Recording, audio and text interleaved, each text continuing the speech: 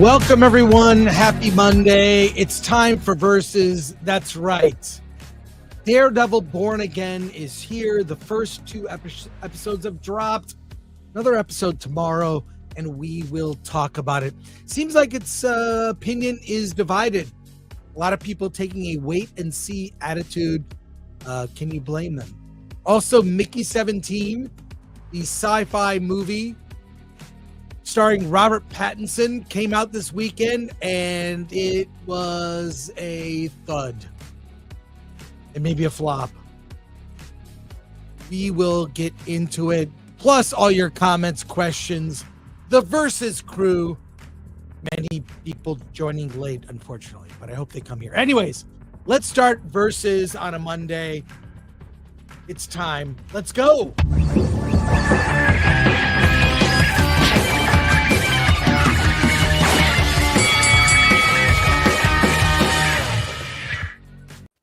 Hey, everybody's here. This is great. Okay, let's go. Introduce yourselves. Let's do it. Oh, Angry Badger. We got Black Snape and Captain America flopped and Kingpins in Marriage Therapy. I can't wait. Let's go. Hey, Script Doctor here. Daredevil Born Again has debuted. What's your thoughts? I'm looking forward to hearing what everyone has to say.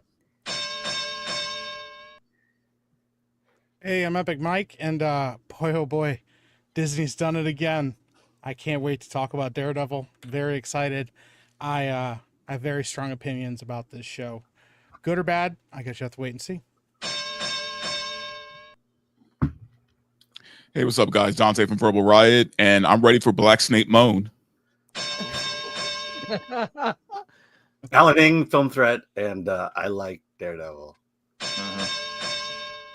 I like it. There you go. All right. Cool. We will get into it. Alan, if you would search out the box office, but I want to let people know about a couple of things before we get started. And that is go to shop.filmthreat.com, buy something and support what we do. We have new shirts in the shop. You're not going to believe it. They are our anniversary gear, Film Threat gear. But also we have on our homepage the superhero style collection.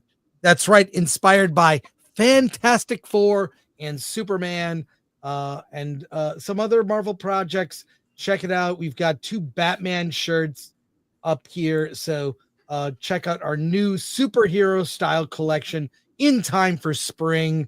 So there you go. Go to shop.filmthreat.com. And another thing to let you guys know is that Film Threat is the official sponsor of the Credo Film Festival. That's Justine Bateman's Film Festival, March 28th through 30th.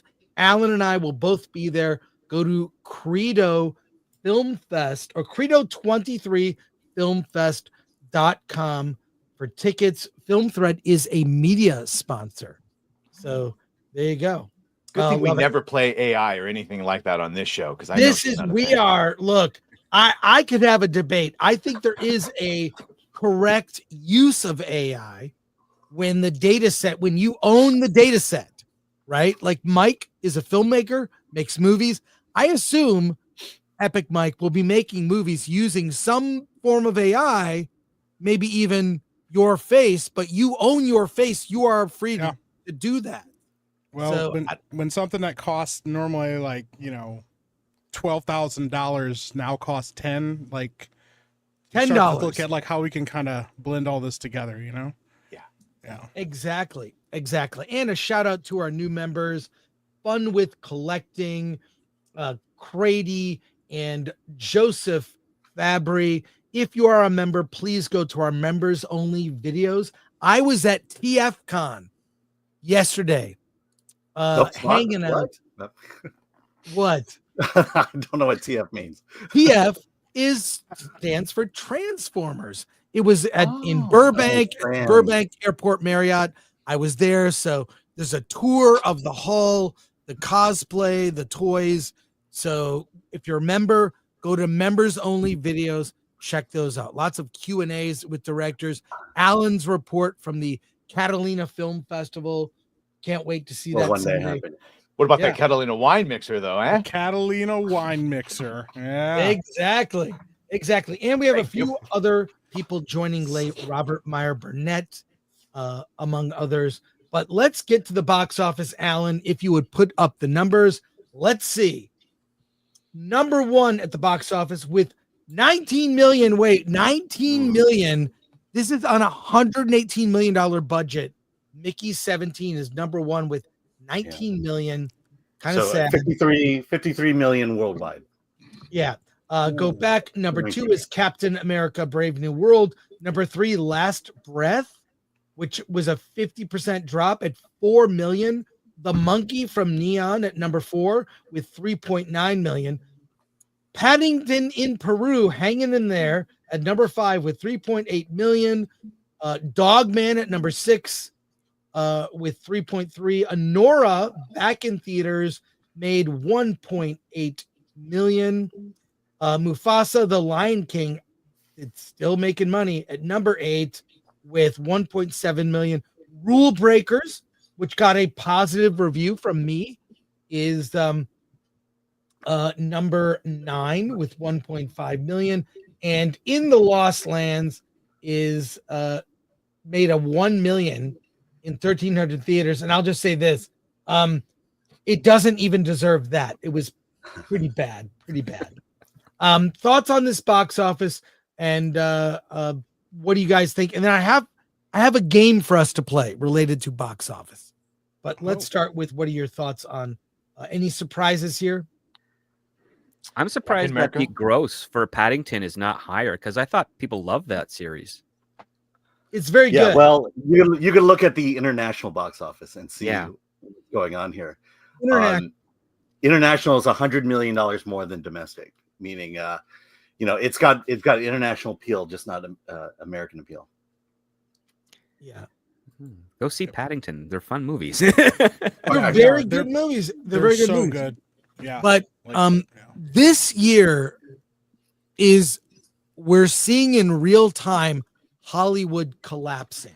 Anyone surprised that Mickey 17 is not going to make money? Because I don't understand why they thought that was going to make money. We will get into that. We'll get into it after we talk Daredevil. But I have a game to play with you. Mm-hmm.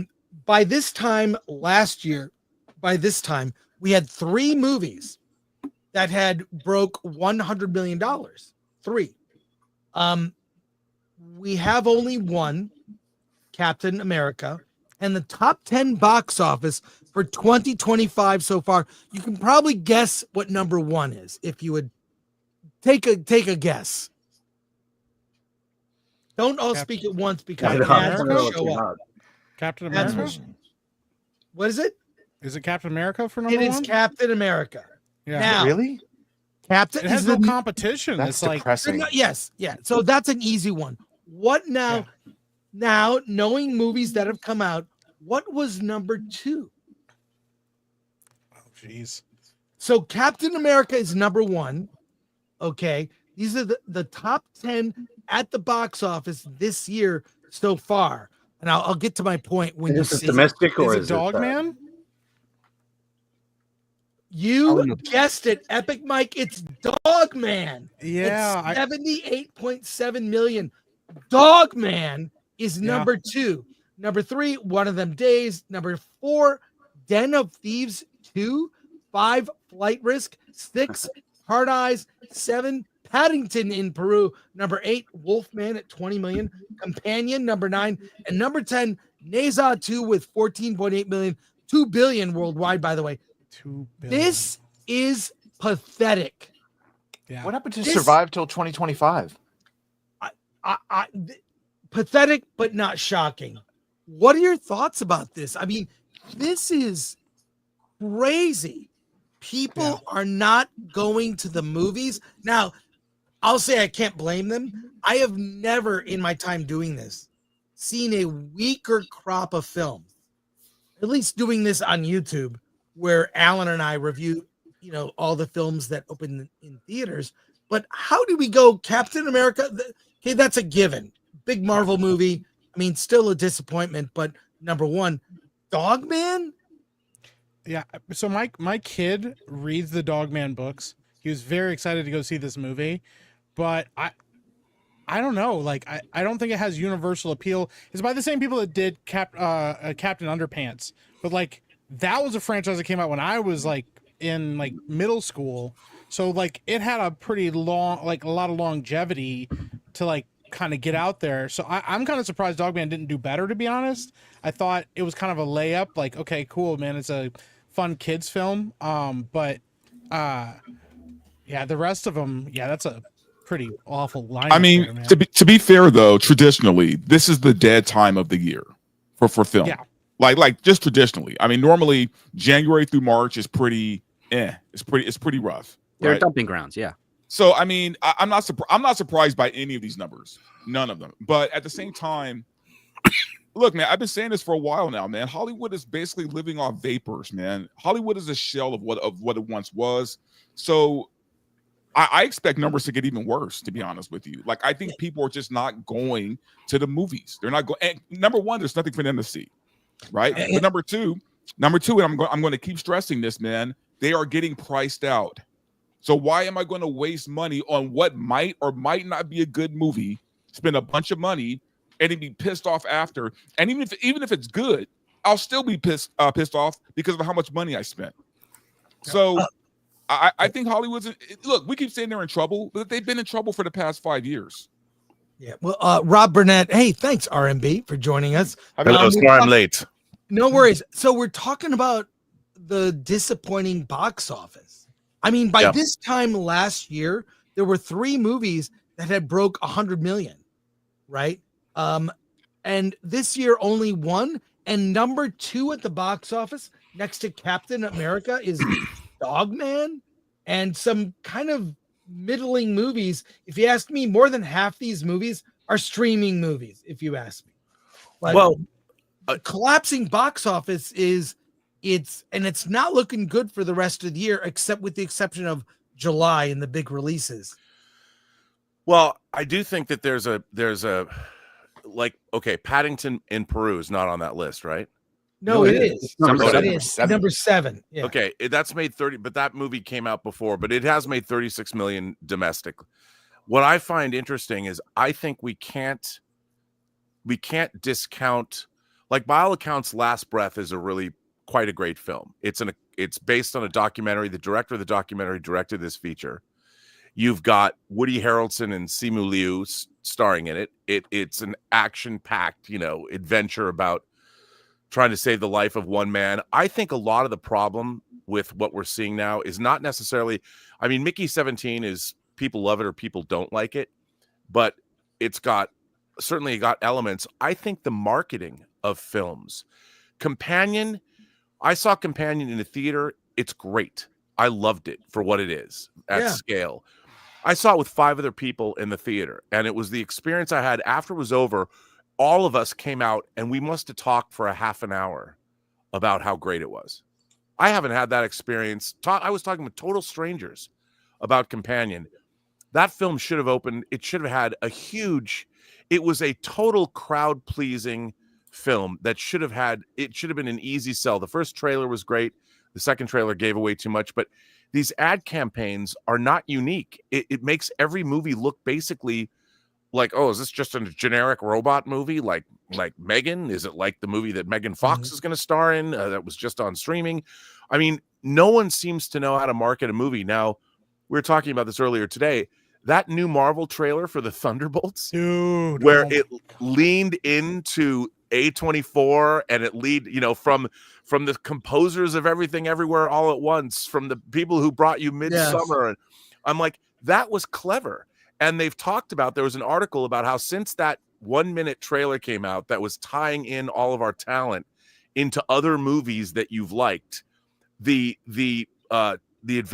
numbers went up in terms of what and I think, look, that was a clever way to market a Marvel movie, to tie it with the very movies that Martin Scorsese said that Marvel movies aren't. Let's tie movies together with indie films and say, look, the people that made your favorite indie movies, including the Best Picture winner, also made Thunderbolts. And that was, I thought, a clever bit of marketing. When I saw the marketing, like we've had some banger movies come out, like Strange Darling. That movie should have been a much bigger hit than it was. Yes. Nobody went and saw it. Companion. By the way, both of those movies share an executive producer in Roy Lee, who gets involved in movies like Boy Kills World, which is another movie nobody saw, but was a huge crowd pleaser. I love that movie. It was so much fun. Mickey 17, again, a big swing, but it has its issues, Chris, as you pointed out. Yeah. I think one of the problems is you can't just make movies. You also have to market them. And you have to create an environment where it's a must-see thing for people to go out and do. And when you're competing with user-generated content, I mean, look, people are watching a lot. The biggest subscription service in the world right now is YouTube. Yes. More people are subscribing to YouTube, and more people are getting, look, we do this show for 2 hours, and I've been obsessed with this idea for years.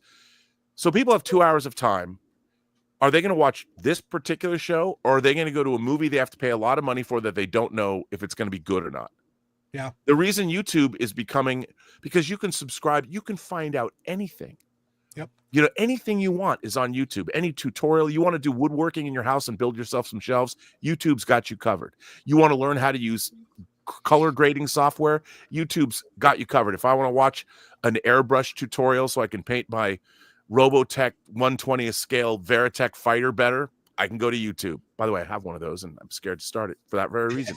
You can find everything that you want on the internet. And so we need marketing people to step up too, because I think if you look at the films that are in theaters right now, the top 10 this weekend, Mickey 17, Captain America, Paddington, Last Breath, Dogman, The Monkey, which is a Stephen King adaptation, Mufasa, Anora, Rule Breakers, In the Lost Lands. I mean, that's a pretty diverse slate of films that should be able to service everyone. Now, I don't know about the quality of all those movies, but between Mickey 17, which is an Academy Award-winning director, Bong Joon-ho's new film, science fiction movie starring Twilight Boy, come on, why you can't market Batman that to you, sir. better? Yeah, it's true. And The Monkey, is Stephen King adaptation that's doing quite well for a low-budget horror film. 31 million, it's nothing to sneeze at. An animated film. Mufasa is still number 7. It passed 250 million domestic. Who would have thought about that after that $36 million anemic opening? Yeah, People are going. Rob, we just got word from our theater insider, but it appears Snow White is going to be a big box office success. And is that real? The reality is nobody cares about the Rachel Zegler controversy. No. And that families are going to take their kids to see a family movie. And just like Mufasa, everything we've said about Mufasa, about it being bad, didn't matter because parents took their kids to see it. And they will. Like Snow White is in the exact same position. And because they don't watch our shows. They're not, and the thing is, kids are not exactly a discerning audience. You're not going to be like seeing your 5-year-old or 6-year-old go, Snow White was the very first Disney feature, and it really built the company. And I just can't. The depiction of the or Ariel was white. They just don't care. Like, we can talk all we want about these things, but when it comes to movies, look. Little Mermaid lost money, and Rachel is unlikable. But that movie made over $500 million, which was not enough. A little bit of money. It didn't lose a lot of money. But it lost money. That's the whole fucking point. Well, but the thing is, you have to remember, overplaying it. You have to remember how much did it do on video on demand, and how much did they, when Disney licensed their own movie, because they have to license that movie to put on Disney Plus. It doesn't just go on Disney Plus for free. Pay themselves. It goes on the books. So you look at these things, and there's a whole second life, for these projects, and movies all have a long tail. They'll be earners for years to come. And you're right about that. Mufasa is going to make $750 million worldwide. And by the way, people don't understand this. There is the initial box office that a movie makes money there. There are ancillary markets where movies continue to make money into ad infinitum. Mm-hmm. Airline, right? It's like investing in a piece of property. So for these movies to pay out, sometimes it takes 7 years or a decade for a movie to get into profits. By the way, I haven't seen this trailer, the Thunderbolts trailer. I'd You like haven't to seen see this it. yet? I haven't seen it. It's Oh, 1 it's so minute. good. It's Dude, 1 minute. I'm gonna be One honest, minute. just real quick before I'm not gonna Please. say anything about the trailer. I was so pissed after watching this because I'm like, if you had led with this, Yeah. I would have been like so excited for this movie. Yep. Like I was like, why did you lead with this, guys? What are you doing? Well, Oh my let's gosh. watch it together because I want to see this. So here we go. There's something wrong.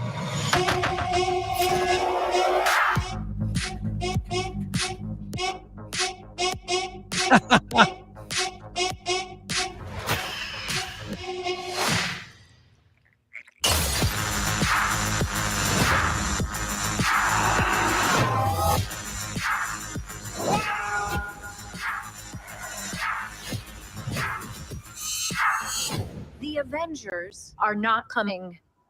Who will keep people safe?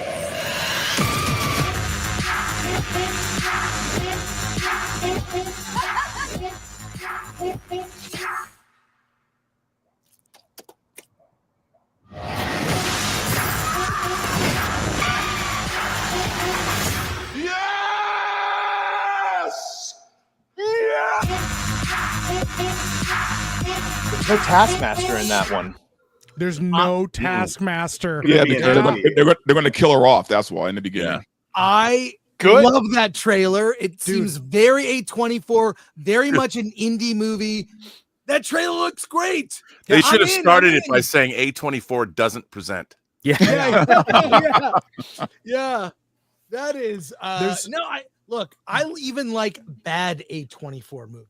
You know, Yeah, like I do too. like, I'd rather see a bad A24 than like a good movie I've seen 100 times, which was a lot lately. It's been a lot of the movies in theaters, but that was awesome. I keep telling people, man. I think the Thunderbolts are going to be the dark horse of the year. I think that I agree. I think it's going If to be it's bigger good. than people think, man. If it's good. I think Yeah, I think this is one of those films that word of mouth. If it's good, word of mouth is gonna carry that pretty far. Yeah. But here's the thing, like if with the way that the box office is going and with the way theaters are going, and wow, lo and behold, some genius at the Oscars, leave it to one of the actors to figure it out, guys, because nobody else has been saying this, was like, maybe we should make smaller budget films, guys. I was like, wow, what a novel concept. Like if we spent if they want to keep making a bunch of movies, you make smaller budget films that are, obviously you need to focus on quality. And then if you want people to go see these movies, like make something like Doomsday an event film. Like there are some movies that like I've seen that I'm like, you seeing this at home is not going to be the same as seeing this in the theater. Like I don't really watch Avengers Endgame very much at home. I don't go, man, I'm just going to put this on and watch this in the background. It was I had a great time seeing it in theaters. Like I went and saw it like 4 Doomsday's different times with people. Going to be an event film. And that's what it should be, is like, hey, this movie is our big budget movie. This is the blockbuster thing that we want to. And instead they've tried to make everything blockbusters, and everything can't be a blockbuster. Don't sell the Thunderbolts as a blockbuster. Sell it as kind of a tight script with some like scrappy characters, and like let people kind of enjoy it for what it is. I think it was genius marketing. It's a lie, but it's genius marketing, Well, the problem is, though, for the past 5 years, Disney has treated every movie like a big event movie, right? 100%. And that's the problem. Well, it's a problem because there's a bigger reputation saying, "Oh, we spent $250 million, but we only made $100 million back," as opposed to spending, say, $20 million and making $60 million back. The $100 million is more, and that's what they're looking at. They're not looking. Yeah, at but they're also losing more. But they don't care, because it's not about what you're losing. It's about what you're able to pull in on the reputation side of things, because reputation is the currency of Hollywood. Yeah, but also it's the problem too is that the studios are now playing Wall Street games. Yeah. So they for them to make smaller movies, let's say you make a $20 million movie and it makes $100 million. That's a great result. Yeah. But not according to Wall Street. Nope. Here we go. So, Perfect. so they can't. What you're looking for, they're looking for, and that's what all the studios have done, owned by bigger and bigger corporations. They're expected to play those games. And it used to be that a studio could release 20 or 30 movies a year, or maybe even not that much, but you could get like back what Paramount did with in the late 80s and 90s, early 90s with thrillers. Like they were the house of thrillers. They would do a Fatal Attraction, or they would do a literary adaptation like Hunt for Red October. And these movies were made for, $20-30 million. Hunt for Red October, $30 million, made a lot of money. But a $300 million gross now it's Social Network. You know what's really cool? $1 billion. And Right. that's where we're at. And so what's happened, and by the way, people know the people that are making movies don't know how to make them anymore cheap. Yes. Yep. Because what they're doing is they're shooting more and more, like the Marvel movies are shooting more and more on green screen. Yep. You shoot on green screen, that means every one of your shots is an effect shot. Yep. Whether you're shooting on a volume stage, that's not so much, but when you're shooting, you're doing set extensions. And if every single shot is an effect shot, that means you have to have effects artists, and they charge by the frame, by the way. Mm-hmm. You're looking at 24 frames a second. I mean, the budgets of these movies, if you were to just, one of the reasons that I think that Andor, which is also hugely expensive, but Andor is shooting, they're augmenting practical locations. So if you look at Andor as a just whether you like Andor or not, look at it. Just next time, do what I like to do. Turn it on with no sound and watch it and take in what you're seeing. Look at the set design, look at the lighting, look at how they use actual locations to make, which is what Star Wars originally did. They were a combination of sets and they went to Norway and shot on a glacier. Here's the planet Hoth. Now, if everything is an effect shot, the budgets for these movies friggin' skyrocket. They skyrocket because they don't know, the filmmakers. Why is the Russo brothers, The Electric State, over a $300 million movie for streaming? Why would anybody greenlight that? And that's where we're at. The Gray Man cost $225 million. That should have been an action movie that cost $50, but it was $300 or $250 or $225. The Electric State is over $300 million because almost every shot is an effect shot. That is not effective or responsible movie making. Yep. Yeah, By the way, our friend of the channel, Justine Bateman, which we're a sponsor of her Credo 23 Film Festival. If you would zoom in on that, Alan, thank you for bringing that up. Badger, maybe you can read this for us. Just for context, she's responding to Cord Jefferson's Oscar acceptance speech, saying why can't studios make 50 movies for for $5 million? That was the director of American Fiction, right? Yeah, for American Fiction. So this is her response to that. Yeah. Here's why studios don't do that anymore. They found that when they spend $200 million on a film, a comic book IP, etc., they can make $300 million. When you make a $10 million film, perhaps it makes $50 million. You're putting in the same effort in negotiating contracts, marketing, and distributing each film. Now, even though that $10 million film brought in 5 times its investment, it only made $40 million. The $200 million film made a profit of just 50% of its investment, but made $100 million. Never mind that it cost $200 million to get there. They'd rather put that effort into one film that clears $100 million than put their effort into 5 $10 million films that maybe clear the same amount. Main reason the 100-year-old film business died and was replaced with this content conveyor belt is because making the best films possible ceased being their true north. Cranking out content became the goal, and this is the result. 100%. However, Robert, Scroll down. a new film business is emerging, consisting of real filmmakers who value great filmmaking above all else. Genre, right? Genre. They need genre. No, and you know what? By the way, beautifully read, sir. Oh, thank you, sir. I would like to point out that not only is she exactly right, but the thing is that those multiple films that can become profitable that cost $10 million are the foundation of which keeps the business stable when a $200 or $300 million movie fails. Yep. So it used to be both. You could have both. Look at David Rose is absolutely right. The Terrifier franchise is one of the most profitable indie franchises, but for Wall Street, what Justine Bateman wrote is absolutely true. I'm sorry, but the math ain't mathing, man. Like I don't buy the whole, but we made $100 million. Not when you lost 300. I gotta watch my language. Now, when you lost $300 million, $300 million. I'm sorry. Again, that $100 million gain after a $300 million loss. Well, they're doing the lottery ticket model. They Yeah. don't want to make 10 movies. They want to make one movie. They want to make again, 5 it's also movies, maybe. it's also the laziness aspect of it. There's no creative drive for them to want to make tons of smaller budget films to make that bigger return. And- Okay, It's let me all put about it another way in the just script. put it into one. How do you stay in business that way? Yeah, and the negative do. will You that you just do. generate Well, from well, us, yeah. right? You Yeah. borrow. You do a lot of other stuff. Well, I mean, one part is that a lot of Hollywood, even the biggest studios, they don't use their own money. That's how they're able to stay relatively in business. They're borrowing from theater chains, pre-market sales, lines of credit, tax Bank. credits, all those types of things. Okay, sure, but you can only do that for so long, right? Well, and if you're Disney, you have parks and you sell, you sell toys and you have, other Merchandise. Yeah. smaller studios under you that are also that, all of the stuff. And Black then, Snape Moan. Black Snape Moan is so good, dude. Okay, and you know what? Like I agree with that if you're Disney, right? But if you're Yeah. Paramount, if you're Warner Brothers, Well, how do you survive on Look this at the model? state of those studios. A lot of them have been bought out by bigger companies now. They're owned by other people because they weren't making any money, and somebody had to step in to fix Yeah. it. Yeah, those And the studios have a thing is catalog. too, like I was saying this a while ago, there started to be an issue with Marvel and I'm Disney specifically, just because they're kind of the big dog on campus when it comes to this, but like that content conveyor belt, there was starting to be a thing where people were going like, I just don't remember these films. Like it's not memorable. Nothing about this movie was memorable. And that was kind of the point, is they were hoping, just go see it because it's going to be everybody's got to go see the new Marvel movie. And they don't want you sticking around thinking about that and comparing that to the next one or the next Disney movie or the next Pixar movie. They want you to just go see these things because they were like a must see thing.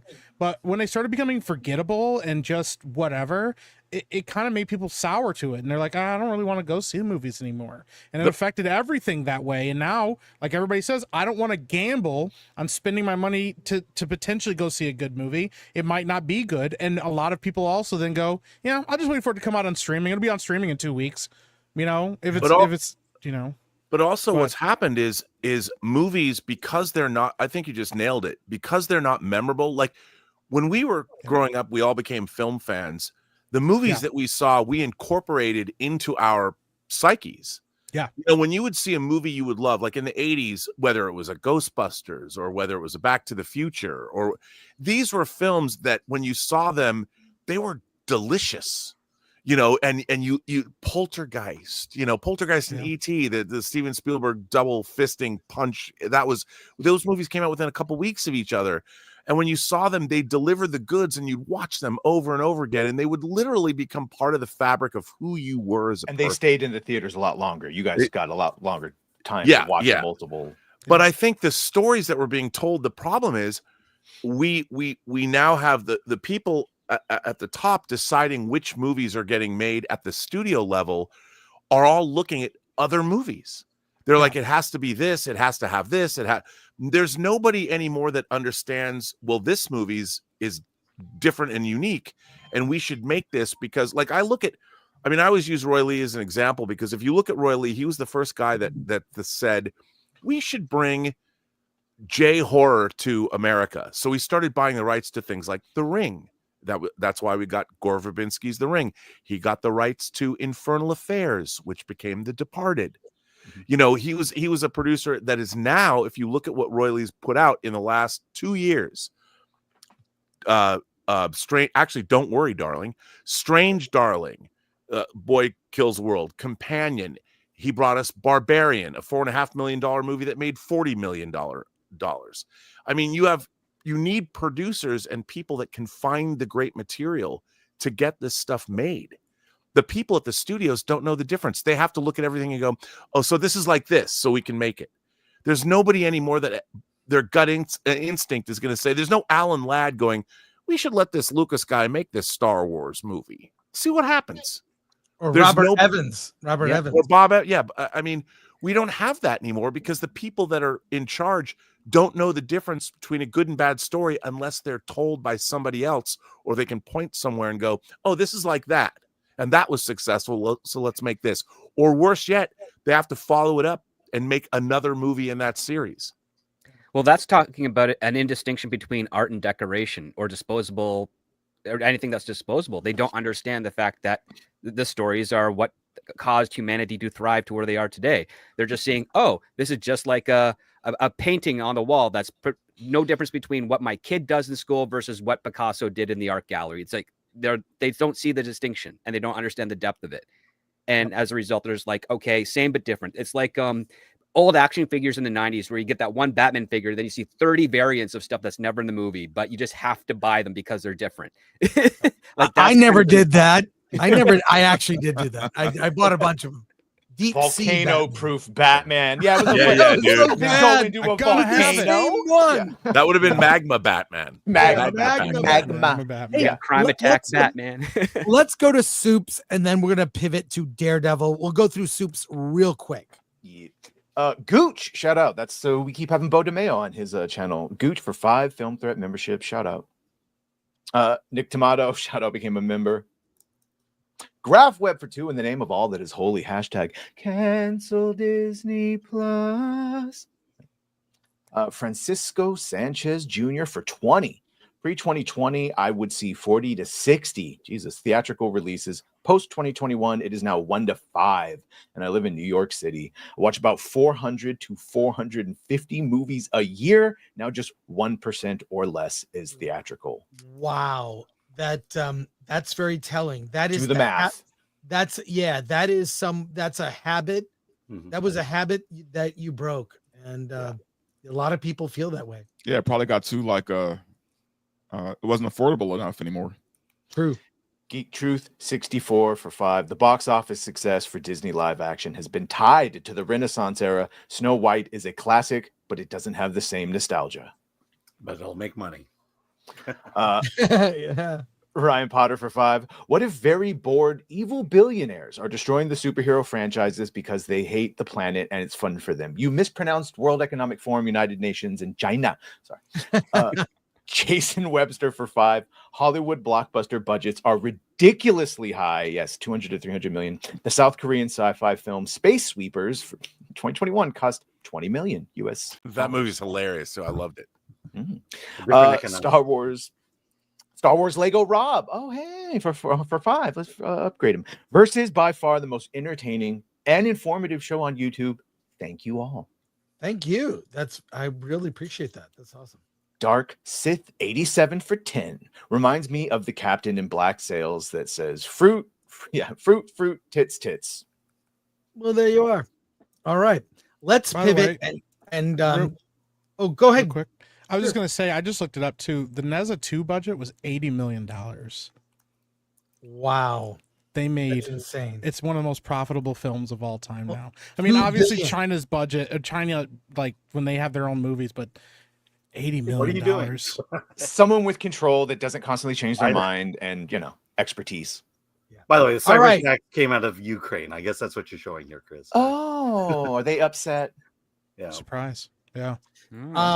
Here we go. Let's talk about wait, is the image not showing You up? put my screen up. You didn't put your screen up. Oh, I'm Oh, I sorry, was Alan. talking about it. Okay. My mistake. What if I was watching Daredevil- porn, Chris? Come on. Good thing.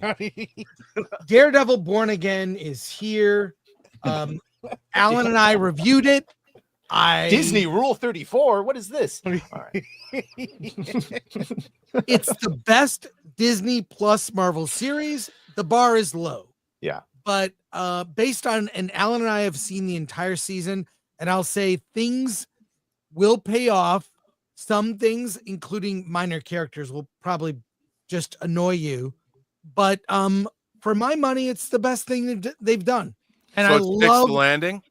it sticks the landing and makes you want to see Yeah. what's next. It But sets compared up to season Netflix, 2. how is it? It Forget sets up season 2. In Not terms as of good as It's very Netflix. different. It's Yeah. the tone is different. It's in the daytime versus the Netflix, which was very dark. But dark and violent. the final episode sets up another series of events that you'll be dying to see the episodes season 2. after. So after episode 9, prepare. It's going to That's be good. a long wait. It's I No, think it won't be a long wait because they're going into filming very soon. Yeah, they're already filming. Oh, yeah, they- yeah. So it Did you wasn't put your writ- glasses on because you're about to like rage or something? You want us to see your eyes? I'm blind. I didn't watch the show. Oh, I shouldn't talk about Oh, it. that's funny. Well That's done. fun. I'm done. I don't All want right, to talk all about right, this show. so- I shouldn't. I want to hear your opinions. Okay, Alan and I had our say. I'm high on it, but like there are a lot of little things, nitpicks. I wanted to like it. I like Vincent and Charlie, but there's a lot of red flags, a lot of unnecessary moratorium characters that I don't understand why they added. I didn't need him in marriage counseling. Right. And clear Trump analogy that Alan, you confirmed it is Trump analogies more than Mickey 17, I would say. It is a Trump analogy, dude. You mean I was right and I called that from the very first trailer? Hates him and half the city loves him. 55th, boy, we've heard that before. I told all of you at the beginning when this trailer came out. I said it's a Trump. They said no, you don't. Just wait. It's in the comic books, Mike. When he fills he the becomes mayor in the pothole. comic books. I'm like, you know what he didn't do in the comic books? Have like the city descend into chaos as Daredevil walks triumphantly through the crowd. You know, and looks terrified as the Fisk supporters wave their flags in the air and then descend into violence. I don't know. It looks kind of like an allegory for something else, you know. Daredevil looks at his new girlfriend and goes, "Oh, like what are we doing? The whole city is. What has it become? Oh my goodness!"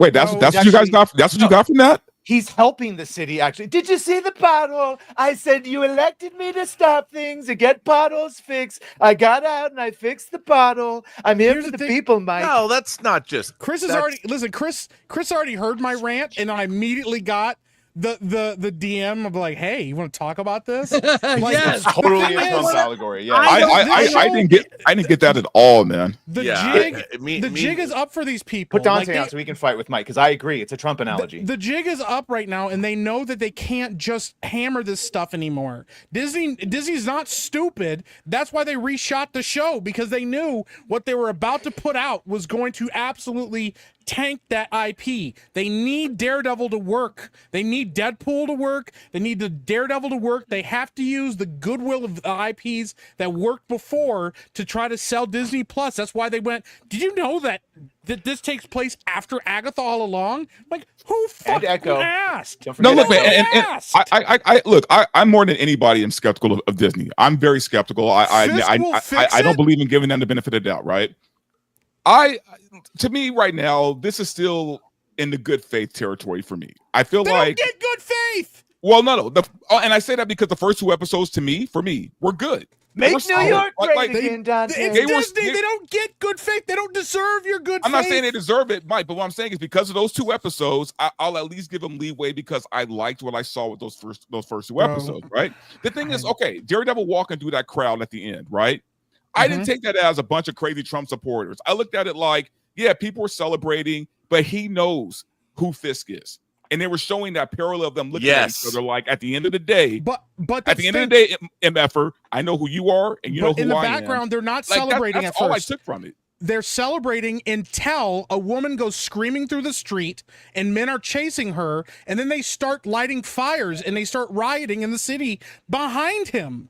And that was the point, was that the crowd of people that support Fisk are not good people. They're bad Sixers. They're not. It's not a positive thing. I think that's because you were looking for that, man. Because I honestly, wasn't looking for it. I just saw it in the background. First of all, I legitimately listen. I love the Daredevil Netflix series. Yeah, I wanted to like this. You can't say Fisk. The people of New York in this show know what Wilson Fisk was. We saw it for 3 years on the Netflix series. He's not a good guy. But what they're saying is the point of this show is, can Fisk turn it around? Can a man who is a horrible criminal, and when he comes back, I got to give it up to Vincent D'Onofrio's performance. When he comes back and he says, you know what, I've changed. I want to give something. I saw what happened. I got shot in the face by my protege, which they bring up in the show. Maybe they brought up Echo. Maybe I can't, but they did it in a great way because Daredevil says, yeah, didn't you get shot in the face? They acknowledge it and they move on. That was a genius. And they laugh about it. And they laugh about it. And the thing is, you have sex with a green woman? But Fisk, everyone knows in New York that Fisk is a criminal. Everyone knows this. Yes. They know he's a violent criminal. So They even reference it. Are we going to vote for this totally. crook? So He's so a criminal. It's more about the fact, can a leopard change their spots? Yeah. And this guy is now, and when he comes in, D'Onofrio's, the performance is great. He even tells his wife, who has taken over his own criminal empire And run it better than he did. running it better than he did. Exactly right. And But so that's not he's good. thinking, and then you see in the second episode when the police chief comes in, he knows how to manipulate people. So even though he's trying to go on the straight and narrow, he's like, I don't want to be, you know what? My old ways, I can manipulate somebody into doing what I want. I mean, this is classical storytelling. It's not necessarily about, if Wilson Fisk hadn't been a villain, I would have said, okay, but come on, he's a bad guy. And I would agree with you, except it's Disney, and this show is supposed to be a continuation of the Netflix series. This is not a standalone thing. No, and it is, because you have to look at the Netflix. Except here's the thing: it's all still dependent on all the things that have happened in Disney Plus. And I'm telling you, these guys know what they're doing. They cannot write this stuff like they used to. They can't make it a heavy-handed allegory.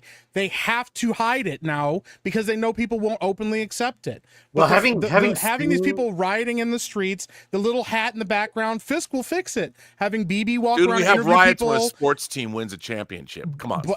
listen, all I'm saying to you is Daredevil did not see this as a positive. Him and his girlfriend are looking at each other like, oh my gosh, look at all the horrible things that are happening. This is not a good thing. And we know that Wilson Fisk is a criminal, but the And thing so is, does Daredevil, and that's why he's not happy about it. I mean, and we're watching two guys that they're going to be a certain way, and we're watching when's Daredevil. The end of episode 2, Daredevil's like, I'm trying to do the right thing, but it's Michael Corleone. well, we're not Just even when I getting into thought the I fact was out, that they one of the pull me back in, and the Kingpin's going to do the one of the same thing. cops.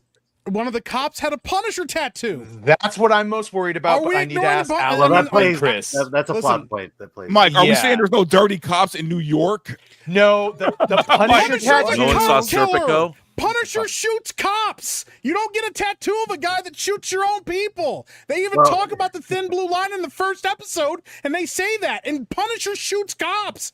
He That's killed from a a bunch of people in 2019 prison. Yeah, again, that plays into later episodes. Yeah. The thing is, like, all of this stuff is in the background. Vincent D'Onofrio is phenomenal. Charlie Cox is phenomenal. And they banked on that being the case. They need what came before to carry the show into what it is now. But all of the stuff in the background, this is Disney wearing a Daredevil skin suit. All of the stuff is in the background.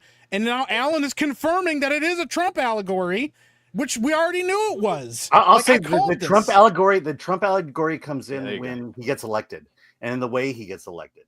But the show, this show is so much better than everything Disney has done because it takes these elements and it builds it into the story. The cops with the Punisher tattoos, it plays into the story. It plays in a very interesting way. It's The entire Dirty Harry's series, Magnum the entire Force. series is about these two men who have shunned their old life. And can the leopard change its stripes or Nope. spots? No. And how does that play out? And then that leads into an explosive second season, which I'm looking forward to. Well, and also, this is so much well written in terms Better of well? better written. It's better written than anything Disney Plus has done because it cares about that's the a characters. It low cares about bar. I know. Can I voice one of the concerns without Mike screaming first? I'm sorry, I get worked up. I said I didn't want to No, talk about this show because I knew I was It's going to to get your like this. point. The whole thing about the Punisher killing corrupt cops with the tattoo, and it's from the comics, but it's all from the Disney 2019 comics that they specifically wrote by triggered leftists that don't like Punisher to begin with. It's what Chuck Dixon was saying. Frank Castle is a veteran right-wing character written by lefties that don't like the fucking character and don't like the original fans. And so the whole thing of him lecturing cops about using his symbol and all that, that's disingenuous to begin with. And so then you add them adapting it, and it's going to be them preaching as they do. Using people we like John Barenthal, Charlie Cox, and Vincent D'Onofrio. Okay. And the thing is, like, okay, I'll stop yelling because the chat's getting upset with me. The thing is, we're all like, old. You scare us. the Silver hair, heart attacks and shit. comparing this show to everything that Disney Plus has put out, when most of Disney Plus has pumped out trash, not even like okay stuff, garbage, absolute dog shit most of the time. And then we're looking at it, it has to be compared to the Netflix show because it's a continuation. They asked It's us not- to. It has to be. And if you're comparing it, it is a night and day difference. I'm rewatching the show because I thought maybe I was crazy and maybe I was missing it. No, the dialogue, the cinematography, the action, all the choreography, anything in the show, I would put up the worst of the Netflix shows to the best of what we got in these first 2 episodes, and it's not even close. Okay, Mike, but you're comparing 3 seasons of a show to 2 episodes. I'm just talking about even just the first And season of you're the also, show. You're also presuming a lot of things that are going to happen that may or may not happen. Well, they haven't exactly earned our, you know what I'm saying, the But benefit the of the thing is, doubt. you can't criticize a show for something it hasn't presented. I'm yet. criticizing what I've seen in the first 2 episodes alone, and I was not impressed. And I get that it's the best thing we've gotten from Disney Plus, but like that's what they're hoping on. They had to take something like, so they're like a modicum better than they were before because the writers that they had before were absolute garbage. The fact is they realized it was garbage and threw it away, which means that they were aware of how the quality of the shows that they've been putting out this whole time and knew that these writers were not getting any better because they were able to hire people that did a better job. Yeah, And but those everything guys that are Disney, doing a better job everything are still, Disney has been putting out has been better or worse than written. yeah, but that's the thing. They have to know that because they have better shows to compare it to. Well, We're all looking at this like the Okay, bar but Mike, is here's so the thing. My low. thing is, at some point, you got to give the devil his due. No pun intended, right? Look, you just said it yourself. They knew the first drafts were dog shit, right? So they fired all the writers and hired new people. They at least acknowledged that they were doing something remember, wrong. they shot. They were a doing different something show. wrong, and they said, you know what? We need to correct this. And you got to give them credit for that. They corrected it. They said, you know what? These guys suck. We're going to hire people who really care about the project. And they did that. I can't give a wolf credit for putting on sheepskin, though, man. Like that's the thing. But look, man. Look, here's the thing. We keep complaining about Disney, and then we have every right to, right? But when they do something right, we got to give them credit so they keep doing that right thing instead of just washing our hands up. Absolutely. And they did something right with the show so far. Wow, this show feels like the Netflix show, and it feels like it's a good show. This does not feel like a good show. This feels like a show that is mimicking a good show. Yeah, this is because not they the know Netflix what show. works about the Netflix show, and they're mimicking what they know works for the Netflix show. It might get better. I need to wait and see what John Barenthal does. I need to see if it gets. If the rest of this season's an absolute banger, I will say, hey, you know what? This is great. It got so much better. But nothing in this first 2 episodes. The only thing I liked in this was the very end when we finally got to see like Daredevil finally like kind of let it off the chain. Like that he's been hiding, like he's been kind of like keeping this all bound up inside. That's very much what it was like in the first the Netflix series. We all know that at the end of the day, Matt Murdock has a powder keg waiting to explode at any moment, and he's been trying to keep it together. But like this show, nothing about this show has impressed me at all. But see, and like I said, even with that, Mike, I mean, we spent 2 episodes of Matt Murdock trying to be different than who he is, right? Same thing with Vincent D'Onofrio, right? And watching these 2 men know that at the end of the day, they know they're going to have to come back to their original form. But we're watching this progress. All of that stuff was good to me, man. The diner scene where they're talking to each other. Anytime that Vincent D'Onofrio and Charlie Cox are together, awesome, because they're veterans of a better IP. They already had but here's the thing. You know what else we got to see? Vincent D'Onofrio sitting with his legs clasped together on a couch in couples counseling while his wife tells him I made the business better than anything that he ever ran. This is the Kingpin. Like, and she's talking about, oh, he's ruined everything for me. He's made everything worse for me. You know, the first time we see any kind of like, the second time, because they had the talk where she's like, you made everybody leave my meeting. What are you doing? And then they're like on the rooftop together. He's like, Vanessa, I know about your affair. I'm like, this is a woman that if in the first 3 episodes or first 3 seasons does nothing but make him a better person, talks about how much she loves him, how much she'll wait for him, how she'll, like she's getting better because of him. Like their chemistry is non-existent in this show now. And then we end up in a couples counseling session. But don't you think that's interesting? No, they should have been stronger as a couple. I would have found that interesting. Or he got shot in the face though, because Vanessa has never been anything but a catalyst for Kingpin Wilson Fisk This to is become better 6 years and later. stronger. It's 6 years later. Yeah, and we also had to skip over like all of the emotional weight of Matt dealing with and grieving over his friend dying too, because they go, "Hey, bang, Foggy's dead." Year later,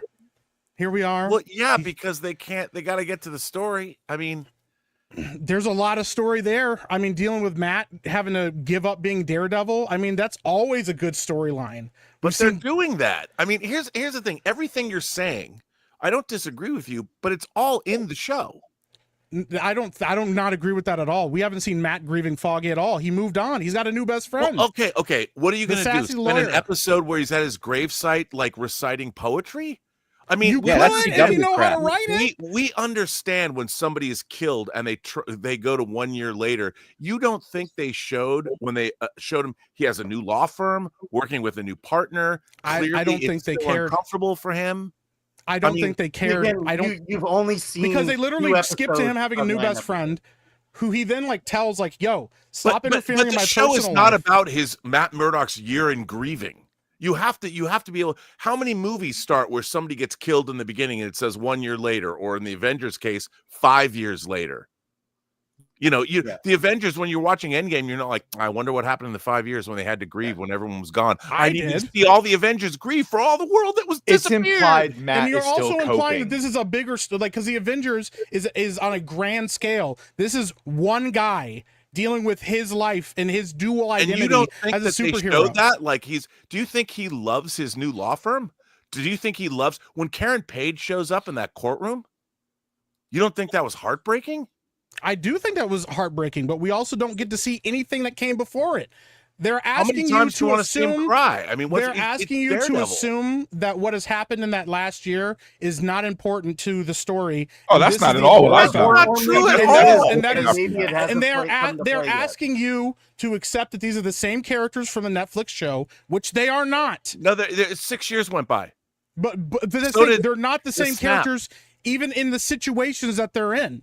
Like, and by the way, Kingpin. In that court scene, we got to see Matt Murdock talk about his friend, and we saw how hard it was for him to talk about his friend. I mean, we see Matt grieving even just in that one scene. Like, yeah. I'm with Rob. I don't think we needed a whole year of Matt grieving about Foggy. Mike, to be fair, what they tried to do is, I think, is in the beginning when Foggy's talking to that chick, Moratorium, McDuffie, whatever, they're very clearly going into like a relationship type thing, and then he's taken out of the picture. And it's implied that Matt and her bonded and then formed because Karen checked out because of whatever. And that even though it's a year later, he's still not Daredevil. He's still coping. He doesn't have any relationships. And even though I don't agree with her fucking character, it is meant to show that he's still dealing with it. And that's the Born Again. And like, again, there are 7 more episodes. I know. But maybe these things come into play later. To Mike's point, he doesn't have the goodwill towards it. Not a lot of people have the goodwill. He's helping towards a man though who had to take love- up the Daredevil mantle because he left it behind. I know a lot of people like assume that I'm just hating on this to hate on this. I would love to be proven wrong, but this is not Disney's crack at Daredevil with no examples of what it looks like to do it right. We have a show that did it right, and this is not a reboot. If they had done a reboot with new characters or a new cast, or even said these are totally different characters but the same actors, I would have given them all of that.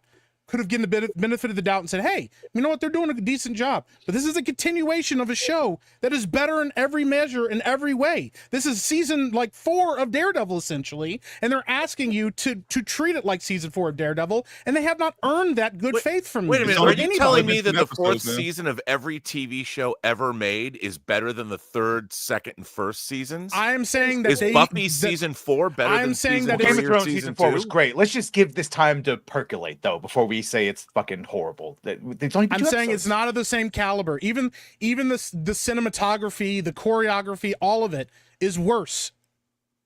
The dialogue is worse. I don't know. That fight with Bullseye was pretty nice, man. I mean, it was choppy, but it was like, I mean, I still got it. Direction.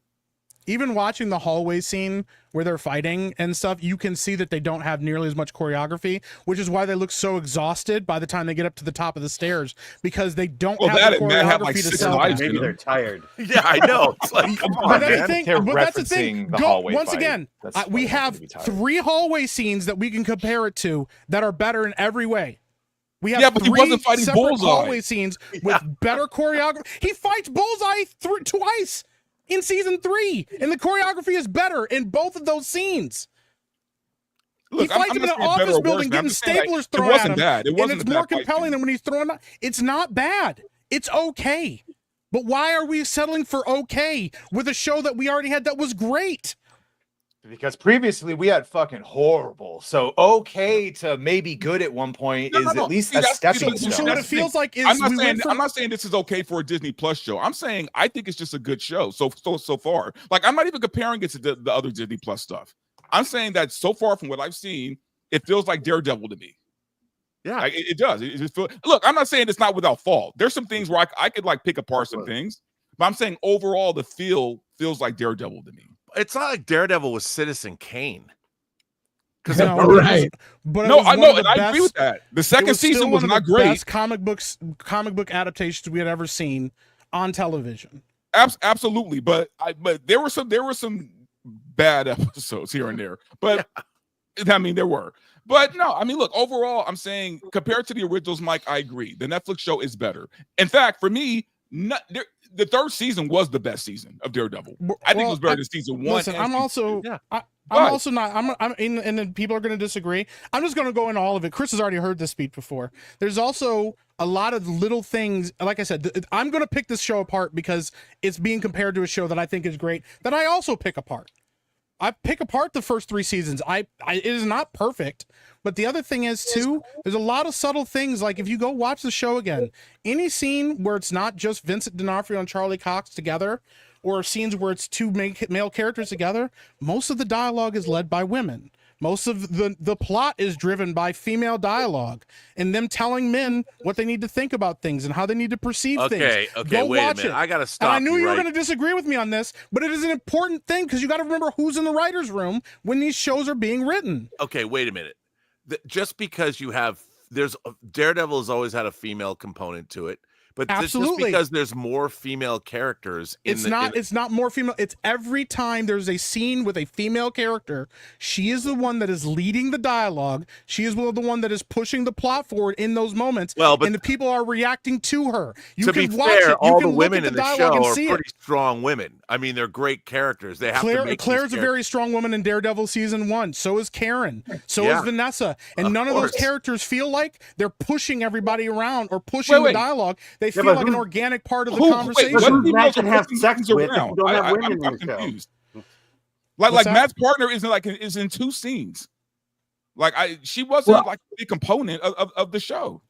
I will say, having seen all of it, there's going to be a great argument in a couple weeks because there is. You're a masochist. You're just waiting for the fight. It's going to happen. Alan and I have both seen it all, and I'll say this. When everyone else says this is the best thing that Disney Plus has done with a best Marvel Disney Plus show, that doesn't mean it's better than the Netflix or great even, right? But it's the best they've done so far. And by the way, when I say that, it's just to show people like it. Fuck, what did you say? I missed what your point was. I was like, Robert left? Oh, no. What did I do? There's a scene coming up where I can't really say. There's episode 5, which bugs the crap out of me when we get to episode 5. Yeah. And there is a conversation between Matt and the new girlfriend that is just, I'm cringing about it. So does she get any better? Probably not. There will be fodder for more of this conversation and good arguments for both sides. I'm just saying that the good outweighed the bad for me. And Disney still has this problem with these side characters. They just, I after a while, I feel like they are shoehorning them in for whatever reason. Read into that what you will. So Mike, get ready, because I feel like knowing what's coming, your argument is only going to solidify. So, and wait, I'll just say, the good outweighed the bad for me in the end. I do think it sticks the landing with a final episode that the stakes are high. It makes me want to see what happens next. But I can't without being super spoilery, and we're not going to. I can't say anything. So I hope this debate continues. I got a message from a friend that just said, "I hope this argument never ends." So, I will say this. Listen, I don't think anybody should hate the show. I get people think I'm nitpicking, and now I know Robert is going to think that I hate women, but I don't. No, I don't. By the way, I don't. Wait. I don't think that. No, okay, I do. Well, I that's don't think good. I do. Nope, I think you're talking about storytelling, and I think you're not wrong. Just so you know. My thing is this. I'm not concerned about the things that work, because there are things that work that I liked in the show. But what really concerns me is that we already know that the political climate and the climate with these companies is very different than it was, which is why they reshot the show. And it seems like they just took all the things that they would have blatantly thrown in your face in the beginning and hid it behind the scenes. These people are not stupid. They know that they still have to they won't let go of the message. They didn't change overnight and say, you know what? These other people are right about the criticisms that we've been facing in our blatant writing and in our hammering home the message. So what we need to do is go through now and change how we operate. We have to change how we see this stuff, because we have to push this forward. We've seen it in television shows all over. I do not hate women, but how many times have we seen shows now that have female presidents and female generals and stuff, and because they're trying to normalize an idea behind it, not because they actually care or thought it was a good idea. And this is a show that has two very strong male leads that and had strong female characters throughout. Claire's phenomenal in Daredevil. So is Karen. She's amazing. I like the Karen centric stuff in that show. Okay, Vanessa's a phenomenal character, but for her to this is a different way that they're even interacting with each other. And for her to turn on Wilson is kind of a bigger deal than the way that they made it seem in this show. 6 years. But also he was convalescing for how long after being shot in the face? Yeah, but she's not an English patient. I mean, closer. She stepped up and she couldn't, she probably couldn't visit him. She probably had to make sure that to keep that business going, she had to disassociate herself while he was convalescing. I mean, there's a lot of things that are at play that you have to infer in terms of crime storylines that I think were really well addressed in the first 2 episodes. Well, and the other thing you have to think about too with Vanessa is this. Look, Wilson Fisk is the kingpin. He is the kingpin. He's the lord of crime, right? The problem is, though, just like with Lex Luthor, he's obsessed with Daredevil, which means that takes away a lot of his focus from his business a lot of the times, right? So at least within the show, I'm even talking about the Netflix show here. So the fact that she had to step up makes a lot of sense, because she doesn't care about Daredevil. All she cares about is the business, whereas Fisk was divided in his attention of that, and he was convalescing. And let's be real, 6 years of marriage, you're not going to be so lovey-dovey with each other. You're going to hit some bad spots. Not around for 6 years. You know what I mean? At 6 years, you're going to hit some rough spots. So none of the stuff with the wife really bugged me all that much. I'm like, yeah, she had to take over while he was out doing his crazy shit, right? I mean, he left her to go pursue whatever. And yeah, that was a Disney choice. I grant you that. But I don't feel like this is a woman boss kind of thing necessarily, or a girl boss kind of situation. Here's what I'll say. I think she just stepped up to what she had to do. Here's what I'll say about the series. Unlike every other Disney Marvel series, Daredevil Born Again doesn't ruin Marvel. You're not going to walk away saying they've ruined this and they've ruined that, or why did they go in that direction? It's going to feel like that they've gotten right back on track with the original comics and the things we loved about it. Whether you like the series or not, good or bad, whatever, but it doesn't ruin Marvel. Not like the things we've seen before. Fair. Like I said, we're only in episode 2. I can't judge a show based on 2 episodes. Completely. And I'll tell you, everything you brought up is addressed in the show. Whether you like how they address it or not is different, but it is addressed. These questions you have about the girl bossing, about the cops with the Punisher tattoo, and a whole bunch of other things. It's all addressed in it later on. And so, we're only 2 episodes in. That's fair. That's right. All right, let's we're gonna pivot topics unless you guys want to keep fighting. Let's get it on. It's Wait called and Versus see. after all. But Do they model just that say- after you? I share Epic Mike's concern that some of the topics they will cover that might be fine if anyone else did it will be ever so slightly tilted because those people have mind viruses. But I'll wait and see. Hope No, John and that's Bernthal makes it all that's worth it. fair. That is completely fair. That's all I'm Yeah, saying. totally. Yeah. I agree with you. Let's fucking go. Thanks, Alan. Yeah. Let's get to comments here, and then we have another topic that we will get to here real quick. Dark Sith 87 for 10 reminds me of the captain in, we said this one, fruit tit tits. Yes. Yeah. Dark Sith 87. Remember, for 28 months, watch Black Sails. Amazing show. Happy birthday, Robert. Thank Yeah. you. Thank Happy you. It's a good show. Great presents today.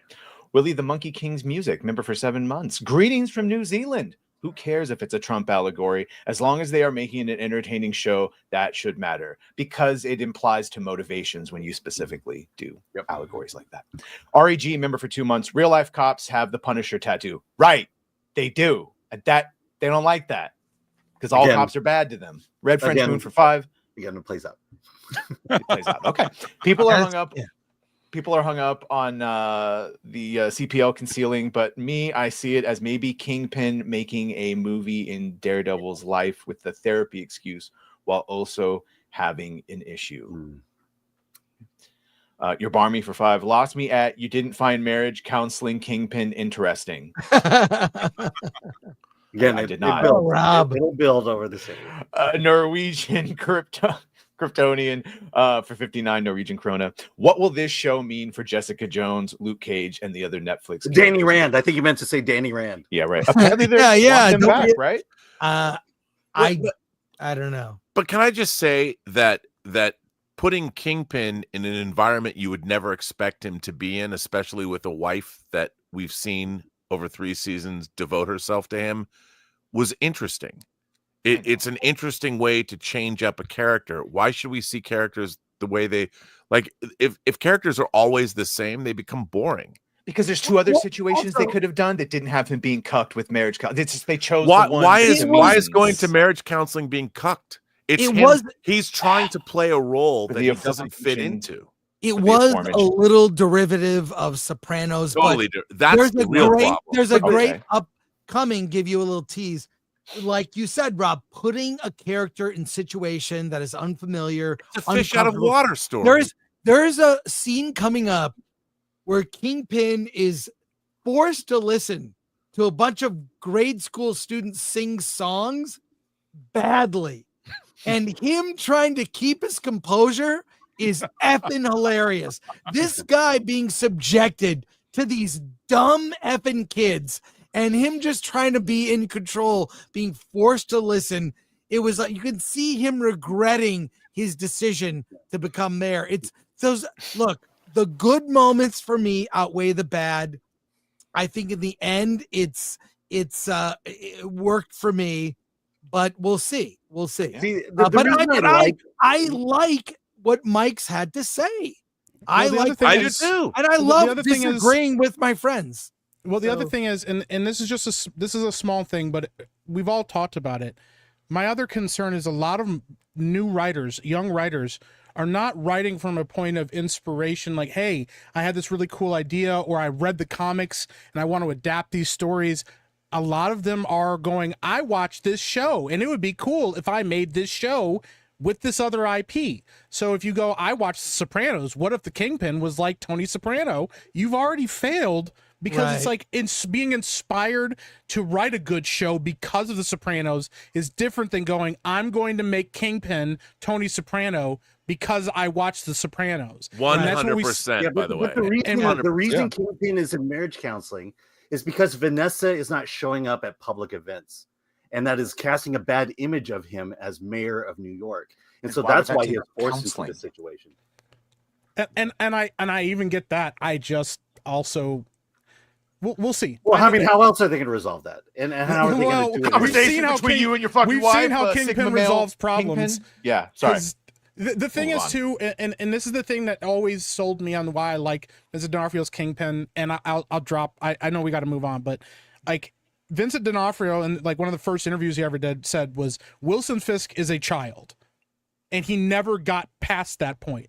And he sells that very well. And we've watched this child slowly grow and mature because of this woman who helped walk him through a bunch of the trauma in his life, because he's not open to anybody else and anything else. And I think that that's really poignant. But what do you do when the person that helped you get through all that trauma hurts you worse than anybody else does? And I'm hoping that they address that, because I think that that's the interesting story there, is what happens when Vanessa, the woman who helped him overcome some of the worst trauma he's been in, the woman that he put his life on the line for, and the reason that he lost to Daredevil in season 3 in the first place, because he doesn't lose that fight without I'm sorry, trying to Mike, protect but Vanessa instead.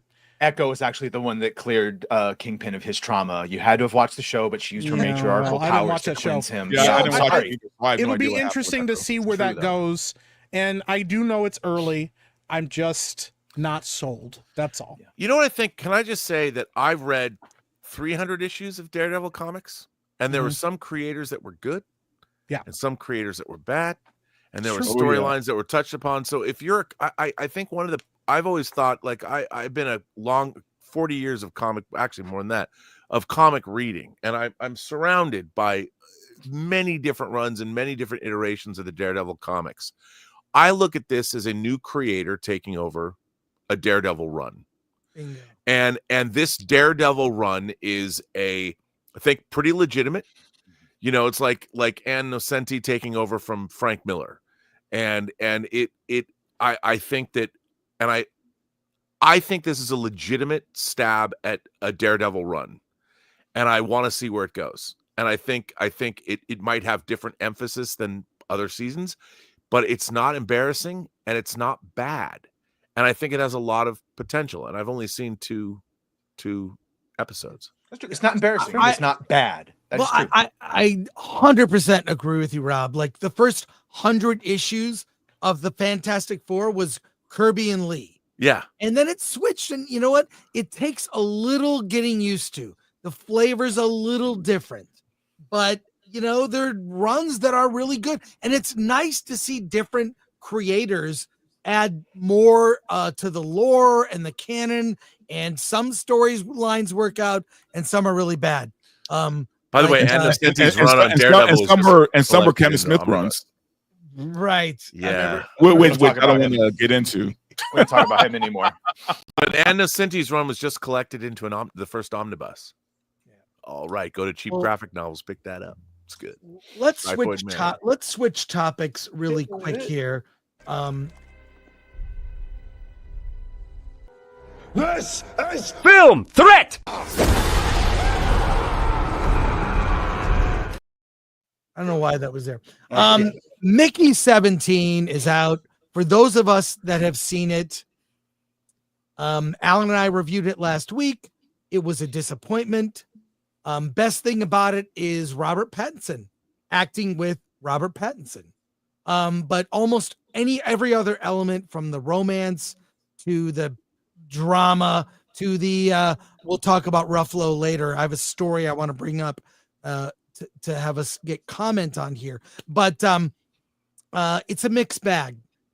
Really fascinating concept that doesn't even answer the question, what does it feel like to die? Not that they should have answered it, but they should have had even a non-answer to that question would have been something. That's better questions. Yeah. So for those who have seen it, your thoughts on Mickey 17. It does make me sad that the state of sci-fi is sort of centered on gimmicks and spectacle. For those that have seen it, please offer your thoughts, and then we can all comment on the story I'll bring up next. Mickey 17. Yeah, I've heard my co-host talk about it, and he just said that it was disappointing, but that Robert had amazing range, and he was the best thing about it, and that, Mark Ruffalo was 100% a Trump allegory. Yeah. Which I guess there's a lot of that going around. We'll talk about that. But he told me to Mickey wait for 17. streaming, though. I asked, is it worth paying to see this? And he said, wait for streaming. Rob, what'd you think? You know, okay, I haven't read the book, and I did think some of it was a little over the top, and a lot of the satiristic elements might not have worked as much as I wanted it to. But again, I thought it was, you know, Chris, we grew up watching, you know, all kinds of science fiction movies. Yeah. Especially 70s dystopian sci-fi. And I look at this as kind of coming from that era in a way. I mean, you could see A Boy and His Dog. You could see Rollerball. You could see Soylent Green. You could see The Omega Man. There were so many different kinds of movies that were being released at the time. I think this had an interesting concept that was made by obviously a director who I've loved all the way back since Memories of Murder, which is the first Bong Joon-ho film that I saw. But I thought some of it was clunkier than I would have liked to have. I mean, I feel like a lot of people that delve into these kinds of movies haven't seen a lot of things that have come before. Yeah. And it's frustrating to watch. I mean, it's like when you know, remember when Michael Bay made The Island? I was like, yes. Did you see Parts, the Clonus horror? Because it was the same movie, just with a lot more money. Fun and movie. I feel a lot of this time, like the idea of, like you said, dying, that was the most interesting thing about. But then there's all this other social satire, and you know, Bong Joon-ho is making his first American movie, and there was a lot of, but I did feel I liked it. Yeah, there are parts I liked for sure. But in the end, like we're talking about Daredevil, does the good outweigh the bad? It's sad to say, but I think the bad outweighed the good, and the themes it didn't carry it home, and including some of the actors were weak. I thought Toni Collette and Mark Ruffalo were in a different movie. And I feel like that sometimes is a problem when a foreign director that doesn't understand the culture and the language, more than anything, I've seen a lot of movies in my time. The one consistent thing you can see from foreign directors, they don't understand humor. And most of their movies tend to be humorless because they don't get it. International humor is different than American humor. Okay. So they didn't land, and they were Toni Collette. Oh my God. She was awful. Along with Ruffalo, but, I like the concept. I like this idea of, and it's kind of like, who was it, Rob? You would know this, who wrote the essay about transporters in Star Trek? How you're basically killing and recreating. I don't know who wrote that essay. Yeah. But that essay blew my mind. It's like, so like, if you think of it, you all know the concept of Mickey 17. He basically is killed, and then all his memories are just downloaded to a new copy of kind of altered carbon too, as well, right? Yeah. Whereas, what does it count to be alive if it's just a copy of your, you know, electricity pathways or whatever? He's dead. Like it's really awesome. I like even there's another essay about Cronenberg and the transporter, how that worked in the How much like Moon is this movie? Because that's one of my favorite movies. It's not like, maybe similar only on the surface. It's not like Moon, but I like that aspect. But on every other level, it was aspiring for Terry Gilliam's social commentary and missed the mark to me. But you know, was hoping to hear, but no one else saw it but Rob, myself, and Alan. Well, you saw how much it made. Yeah. Yeah. A lot of people saw it. You guys didn't give it money. So where does that put sci-fi? It makes me sad that like I miss sci-fi that really swung for the fences. Had something to say about the world and life. And that's why I think a lot of older sci-fi movies still resonate to me, because they still have something to say, but modern sci-fi really doesn't have much to say. Yeah. It's about what Gary says. It's shit porn.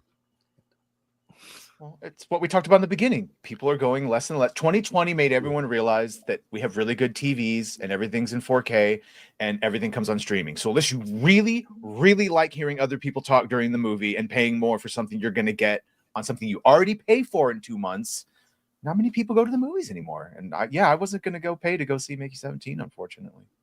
Anyway, Unless you made It's me. a great looking film, though. There's it a lot looks of really, great. there's a lot of really cool stuff in it. To me, Or what a lot of people do is, they wait to hear the reviews first, because that's what I was doing. I wanted to see the film. I wanted to wait to hear what everyone had to say. Now I just have no desire to watch the film. By the If way, he said it was good, I'd have gone to see it. can I just say, Wizard Man asks he sends in a super chat and says thoughts on a Hyperion series. Dan Simmons is one of my favorite writers, and the Hyperion Cantos, it's 4 books. The first book, Hyperion and Fall of Hyperion, actually the first book was split into 2. Martin Scorsese had the rights for a while. Hyperion would be one of the most amazing shows. It'd probably have to be done as a series. It's basically the Canterbury Tales in space.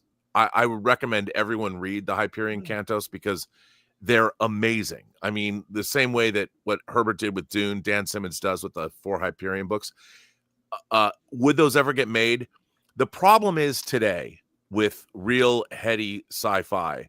And by the way, one of the most eagerly awaited films that is coming out, I don't know if it's coming out this year, is Andy Weir, who wrote The Martian, his book, Project Hail Mary, which has already been shot, starring Ryan Gosling. I read that book in one sitting. I cannot wait to see it. It could be, believe it or not, I say this with no hyperbole, the E.T. of the modern age, if it's done well. Nobody reads science fiction anymore.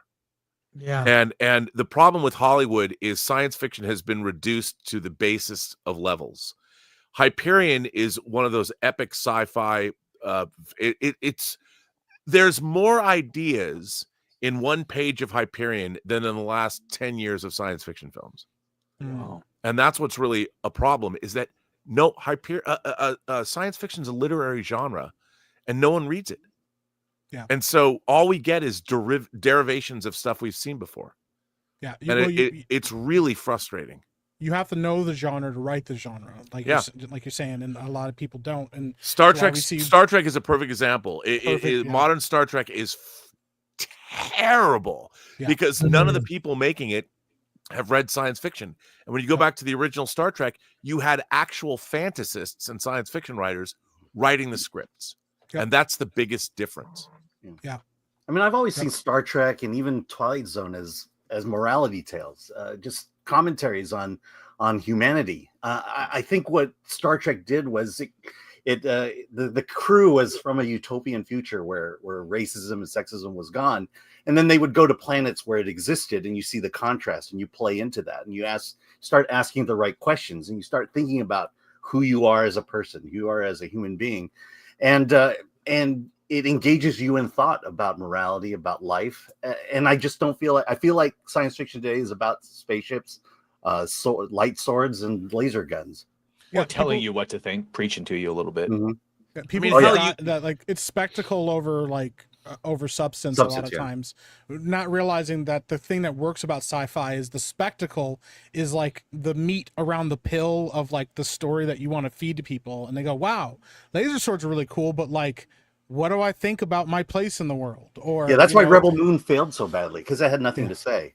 It had a lot to show, but nothing to say. Yeah. And there's by the way, so much great science I literally hate. I just bought Hyperion. I just bought it while you guys were talking. What? I want to read it now, dude. It's so good, but you got to get Fall of Hyperion. It was one book cut into play. But read the first book, you'll know. Okay. Well, it was written as one book, and they had to. The publisher Bantam said you have to split it up. It's like Kill Bill Volume 1 and 2. By the way, I have mine signed on the shelf behind me. Nice. My hardcovers. But one thing about Mickey 17 that people continue to point out is the character played by Mark Ruffalo is Trump, and it is 100% Trump. This is BS for him to say this. There are people in red hats portrayed to be stupid for following this guy. He's he lost the last 2 elections. They clearly it is so much. This is why people were saying, I don't think Kingpin in Daredevil is you can read into it, but what happened in the comics. It's not Happened in the heavy-handed. Daredevil series. This is an on-the-nose Trump parody. For him to not say that is really disingenuous, especially knowing Mark Ruffalo's very public disdain for Trump. Now, people got mad at, I think, me and Alan, or maybe just me, last week, saying, why are you guys talking about politics? Because it's in the movie. If I see a movie and there's a topic that's in it, we will discuss it. I'm happy to not discuss it. But when it comes up, it needs to be discussed. I prefer, like to just go to the movies and not have present day in my face. But when it is, you have to comment on it. So him and Mark have severe TDS. Like that's not even hyperbole. It's severe TDS. Look, it's one thing. I disagree with the policies, but really it's got to the point where I've seen my friends on the left, they don't disagree with the policy. They hate the people. Yeah. And it's very sad to see. And it's not true on the other side. People on the right don't hate people on the left. They hate the dumb policies that has turned my beloved city of Los Angeles into a garbage dumpster filled with zombies, fentanyl zombies. So, if you would read this, sorry, you were going to say? Sorry, I was going to say the concern is when you have political beliefs and they're so strong that they affect how you do your job. Like, and that's a concern that we're seeing is it's affecting writers' jobs, it's affecting producers, it's affecting all of these different people because there's, and it's just as critical of anybody on the right that would do that. If you make something that's really bad, you just go, like, chill a little bit. Cause like, what was the story supposed to be? Not what did you think you should interpret the story as? And that's where the concern definitely comes in. So. Well, I think people are hypersensitive now, like Thunderbolt Ross in Captain America. He was not Trump. I'm sorry. He was Thunderbolt Ross, a really poorly written character in that movie. A discussion for another time. I don't want to get in a fight. No more, Epic Mike's already here and we got some big fights. No, I love it, Mike. I love it. We all know it was, then they edited it. All right. No, I'm just saying, I understand why people read it in. In this case, it's 100% true. Badger, if you would read through the first part of this story. Bong Joon-ho is well aware that audiences see Donald Trump and Kenneth Marshall, the egomaniacal politician played by a delightfully absurd Mark Ruffalo in his new sci-fi comedy Mickey 17. However, no one particular politician inspired the villain. Speaking to Entertainment Weekly, alongside his translator, the Academy Award-winning filmmaker behind such cultural touchstones as Parasite and The Host, says the film's antagonist was inspired by a mix of many different politicians and dictators that we have seen throughout history. But the visual, to put a pin there, there are people wearing red hats. It's so clear. He even does the Trump dance. Was that Mark's choice, do you think? Mark did that. Yeah. I don't know if it was his choice again, but okay, continue if you would. Adapted from Edward Ashton's Mickey 7 novel, Mickey 17 stars Robert Pattinson as Mickey Barnes, a man on the run who haphazardly applies to become an expendable, an endlessly cloned crew member assigned to dangerous, often fatal tasks aboard a space expedition to colonize the ice planet Niflheim. Every time Mickey dies on the job, a new body is regenerated with his memories intact. Yeah, skip to the paragraph under that one right there. This right one here? Okay, yeah. I can start here. Okay. The expedition is led by Ruffalo's buffoonish Marshall, who bears a striking resemblance to the current U.S. president, not just in his vocal inflection, but mannerisms. He even hosts his own show aboard the ship, I'll bet, without the "you're fired" catchphrase. Addressing these perceived parallels, Bong notes that the distressed audiences might be projecting their own fears onto the character. Sure. When we showed the film in Berlin and talked to people from many different countries, it seemed like people were projecting the most stressful political leader onto the character of Marshall, says the filmmaker. Bong also notes that the significance of Marshall's wife, Gwen, his equally outlandish right-hand woman, played by Toni Collette. Here he points to more specific figures. They move as a couple, Bong explains. To me, that was quite important. So think about the, I'm not going to try that one. Thank you. Couple from Romania and the Marcos couple from the Philippines. It's always very uncanny when directors move as couples. Makes them even more ridiculous and more terrifying. And it's true love that the characters have. That's what we wanted Kingpin and Vanessa to have. Sorry, I didn't. Yeah, I think we can stop there, but you want to hear some interesting timing. Let me just share this here. Prime Video is, this show was shelved. Prime Video is now bringing back The Apprentice. Bezos. He's Bezos now. On all 7 seasons of The Apprentice are now available on Prime Video. So this is from Deadline. I think the headline is the story, not much more to it. But this show was effectively shelved, not to see. And now it's back because they see the popularity of Trump. And when you see like even CNN aghast that they've learned that people kind of like what Trump is doing with Doge. They like the look. Percentages in that 80%.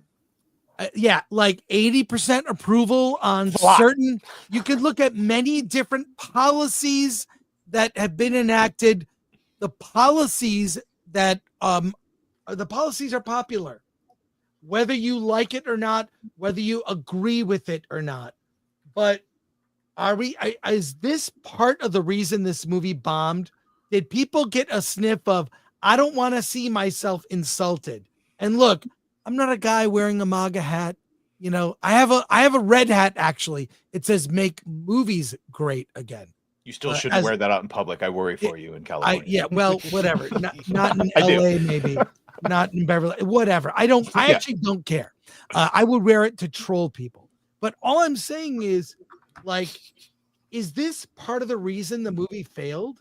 Because people got a whiff and they're tired of, look, if you're someone who wears that hat every day, loves Donald Trump, wouldn't you be tired of being a punching bag in the media, being mischaracterized as stupid? Like, it's insulting. Well, let me ask you this. Would the movie still be as bad if he wasn't a Trump allegory? I think so. I actually okay, then that for me, that's it. It's just a bad movie, and I have no intention of spending my money. I don't think it wouldn't be different. It wouldn't be fundamentally different if it wasn't Trump. I think the problem is allegories aren't supposed to be so heavy-handed and didactic. Oh, I agree. Right. I think it's dumb as shit. You know, I mean, an allegory. Look, like you guys brought up the Twilight Zone. One of the great things about, and even Star Trek at its best, was allegorical. You know, you go into the Twilight Zone or you go into the dark reaches of outer space to find very human stories that are allegorical or analogous to what's happening on Earth. I mean, you couldn't put a story on a TV show about Vietnam on Earth, but you set it in a second season episode called The Private Little War, where the villagers are being armed by the Klingons and the hill people are being armed by the Federation. And suddenly that's not about Vietnam, that's in space. And then network standards and practices let it go through. And while some were better than others, let that be your last battlefield where somebody's white on one side and black on the other, and another person's white on this side and black on this side. That's heavy-handed, not good allegory. But Star Trek and the Twilight Zone, and to a certain extent the Outer Limits, were doing that because the people that wrote these stories were also the great science fiction writers and the great short story writers and screenplay writers of the day. So they were real writers that were dealing with literary concepts. And I think that one of the problems with science fiction these days is if it's not action-oriented, Star Wars-esque space opera, people have forgotten to make allegorical science fiction stories. And I would say what was interesting about Mickey 17 is you had a Korean director You know, I was in Korea for 2 weeks back in 2018 working on a documentary, and it's a pretty different culture than the United States. And it's not a melting pot, certainly. And I was really curious to see, and from an outsider's perspective, what he wanted to do. And I thought that the Trump allegory was way too heavy-handed, and I thought it did hurt the film. But it almost makes me wonder, was that his idea to do that, or was he kind of pushed in that direction? Was he conned by Ruffalo?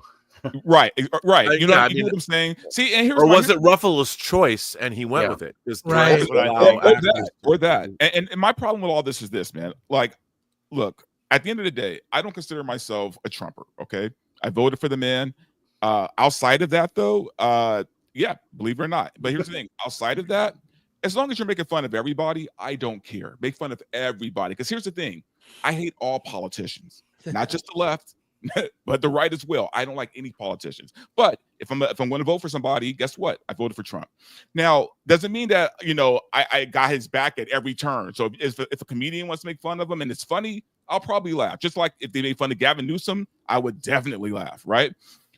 My problem is the story. When you do these characters, when you push this so hard, what you're telling me is you are creatively bankrupt. You don't really have a real story to tell.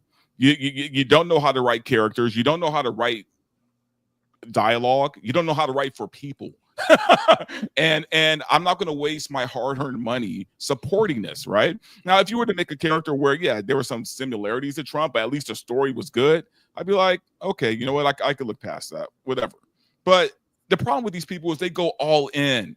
They go all in. They can't just be subtle. They have to like just jump off the deep end into this shit. And that's why your movie's dead. That's why your movie fails. Well, I'll just say this. I miss the sci-fi you and I grew up with, Rob. And Alan, everyone, when the older sci-fi, you can see it today. It's still, while the effects in Logan's Run, they don't hold up. Not great. No. They were not great back then, actually. They weren't great back then. But the story is so solid, and the score for that film so good. One of Goldsmith's best. Oh, and the performances of the actor, it elevates above the flaws, and it stood the test. It stood the test of time. Well, at least for me, maybe not. Well, a modern audience, but like so much of the sci-fi from back then, Twilight Zone, original Trek, early 70s sci-fi that had something to say. THX 1138, the one of the subplots, they're drugging the main character. It's part of, he gets in trouble for not taking his drugs. Right. All of that, it all came true. All of that came true. It all came true. So these things are important. I don't think that the sci-fi, the commentary of today, it's not important like it used to be. It has nothing to say other than parody and mock people, half of America. This movie deserved to fail, and I don't how they think let this is that indicative of sci-fi, though. What's that? You think this is indicative of sci-fi? When people see sci-fi, I think mostly they think spaceships and aliens and things like that. They look down on it. Some of the best episodes of Trek just took place on the ship. It was about ideas, and I feel like we're stuck in, I think it was the first episode. I love having Rob here. He knows everything. When the one crewman is singing the Irish songs. And yeah, that's Naked Time, Kevin Naked Riley. Time, the first episode, right? No, that was not. The first one the first episode that aired was The Man Trap. Right, okay, yeah.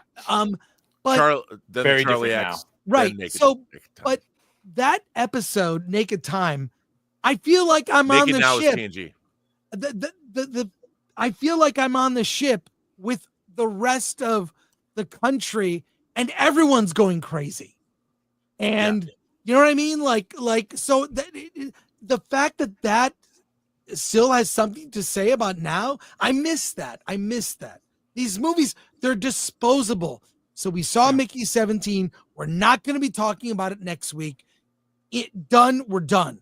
But the stuff that we saw, you would think about it for months, years after you would discuss, probably because there was so little of it, right? Well, if you go back and watch the original Rollerball, Norman Jewison's Rollerball 75, where corporations run the world and they gave the masses rollerball as bread and circuses to placate, give them their bloodlust so they could maintain control. That film has become way more resonant now, and I remember seeing it as a kid. We'd play rollerball in our cul-de-sac because somebody had a mailbox right at the end of their driveway, which we could stuff the ball into. We were our motorcycle bikes, our motocross bikes, and our skateboards. We would play rollerball, and then we got in trouble because kids would fall off and land on the concrete and break their noses and stuff. We had to stop playing rollerball, but it was great for a while. But that movie resonates because the problem now is that all science fiction seems to be parody, or it's heightened satire.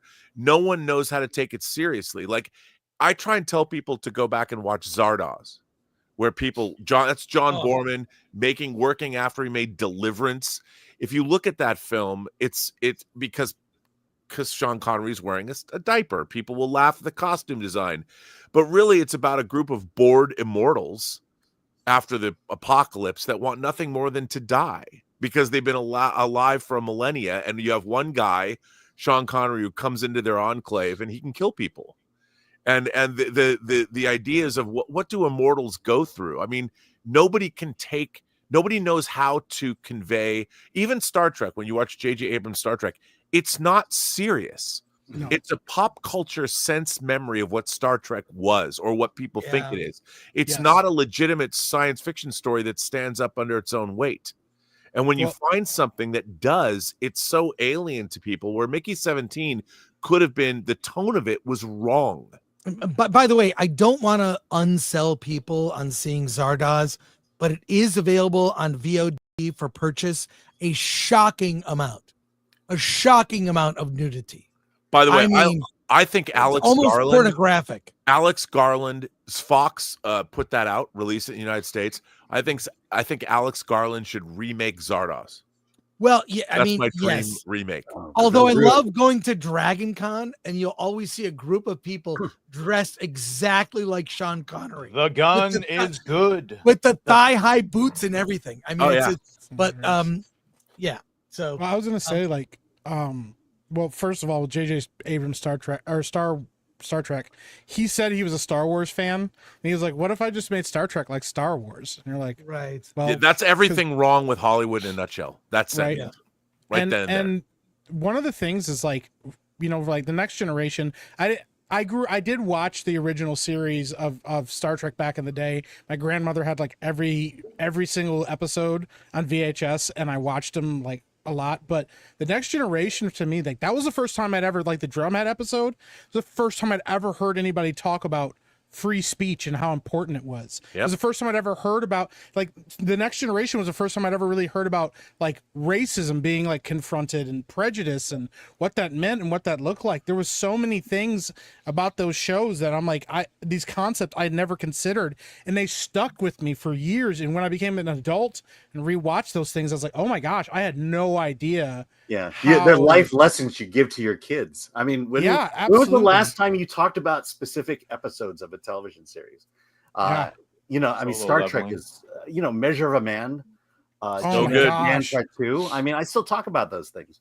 Chain of Command Part 2 has a great allegory in terms of mind control of an entire culture. And by the way, they're all full lights. Oh my gosh. And Measure of Man has, you ask where new life is, well, there it sits. It's great. By the way, on the Blu-ray, you can get the extended version of that episode. Ooh. And also, it's all the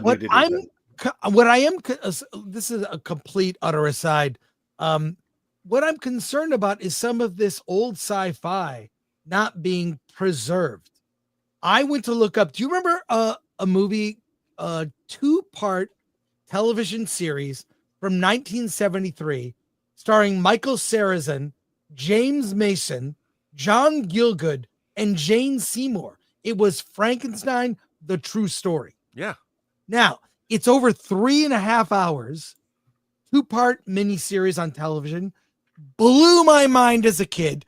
It's a very different retelling of the story of Frankenstein. Well, it's on Prime Video on Amazon, edited, like a under 2-hour version of it. that is so bad. If you look it up, Frankenstein, the true story. Now, I did get the Blu-ray. Oh, okay, I was of gonna it. say it's on Blu-ray. Yes, but the version it's like redacted. It's like shortened. They have VO to cover it. It's a choppy synopsized version. Always buy physical media. It's strong 3 recommend. hours. It's 3 hours and 5 minutes Yeah, long. it's less than Trust 2 me. hours on Amazon. Yeah, see, Yikes. they cut an hour from it. This is my concern. Is what and not people are not going to rush out and buy that or even. But the version on VOD is a shell. I watched it last night. I was shocked, but I'm glad I got the Blu-ray. So Yeah, well, yet another movie on Amazon edited. So dude, you can't even get Cocoon on Blu-ray anymore. Oh my God. And that's going to be 40 years old this year. Wow. Yeah. Well, look, we're wrapping up. We got to get to soups. Final thoughts on this topic. I'll be right back. Okay. Anyone final thoughts? And we'll go to Bring soups. back good sci-fi. Well, that's Yeah. what I'm saying is what you're doing, Mike, is you've started a company. You're in the midst of making projects that Yeah. look a lot more expensive than what you spent based on what I've seen. Yeah. That is the future. Don't shy away from ideas. I really feel like ideas are I don't need to debate, is Hollywood bankrupt of ideas? I would say yes. Yeah. Probably get no pushback. But that's where I think the indie film revolution can really thrive. And there are a lot of people. Yeah. I subscribe to Ted Hope's Substack. Look up Ted Hope. He produced Eternal Sunshine of the Spotless Mind, among many other movies. He writes about this. There is an indie film revolution that, with AI supplementing indie filmmakers used responsibly, Yes. I feel like AI can have a place with small films to make indie film competitive. I agree. Yeah. Big studios. It's one of those things that it's one of those things like, yeah, that we instead of going, hey, what if we made a movie that looked like this? We didn't do that. We went, hey, here's an idea.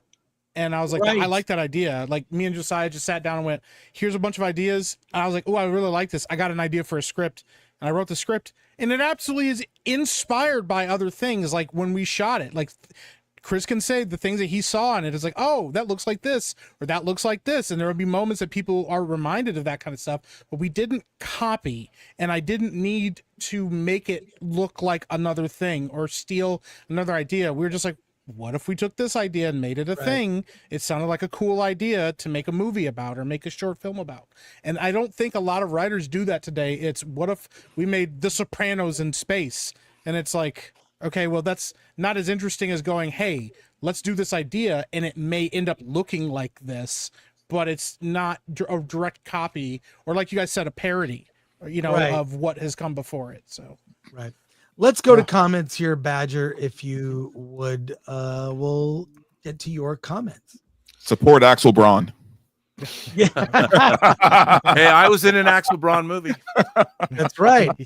Still waiting for the footage. The Purple Panther for 5. I can't give a wolf credit for putting on sheepskins. Sometimes Mike has bars. We try. Bumbledore, shout out for 5. Sounds like Vanessa is a Jill Biden allegory. She had to hold the family criminal enterprise together when her husband can't hack it anymore. I don't know. I didn't see that. I can see Melania in that position too. Ryan Potter for 2. Emmerich is reviving Stargate into a fresh trilogy. Nice. Okay. Purple Panther for 2. Mike's right. Disney lost my trust. I feel like even though I don't agree necessarily with Mike's assessment, I understand why he goes so hard feeling that way. He's right. It's the worst thing about I tend to see both sides of an argument. Even when I'm on the one side, it's like I understand you. Yeah. So plus it was a great fight. No, you mentioned it in Mickey 17. You said, do you think our Trumpers and conservatives tired of being attacked? Yes. But more importantly, all of us nerds that got attacked, all of us here who've been attacked for the last 5 years, we're tired of that. That's why we're a little sensitive. Even when they say they've changed, they won't hit us anymore.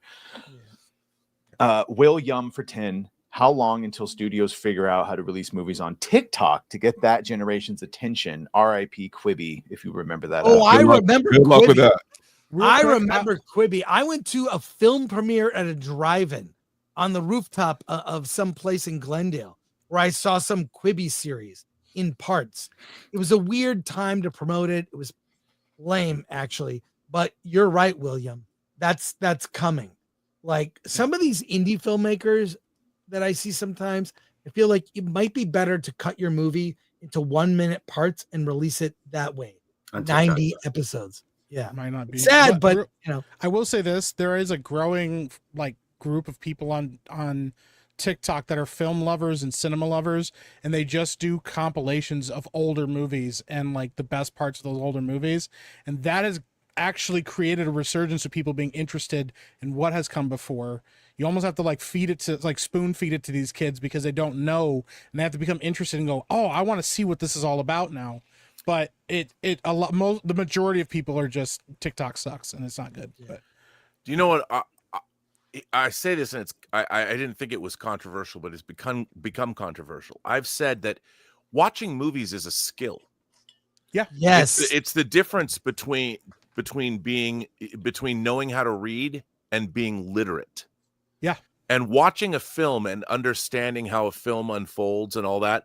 We have an entire generation of film goers that can only watch certain kinds of movies.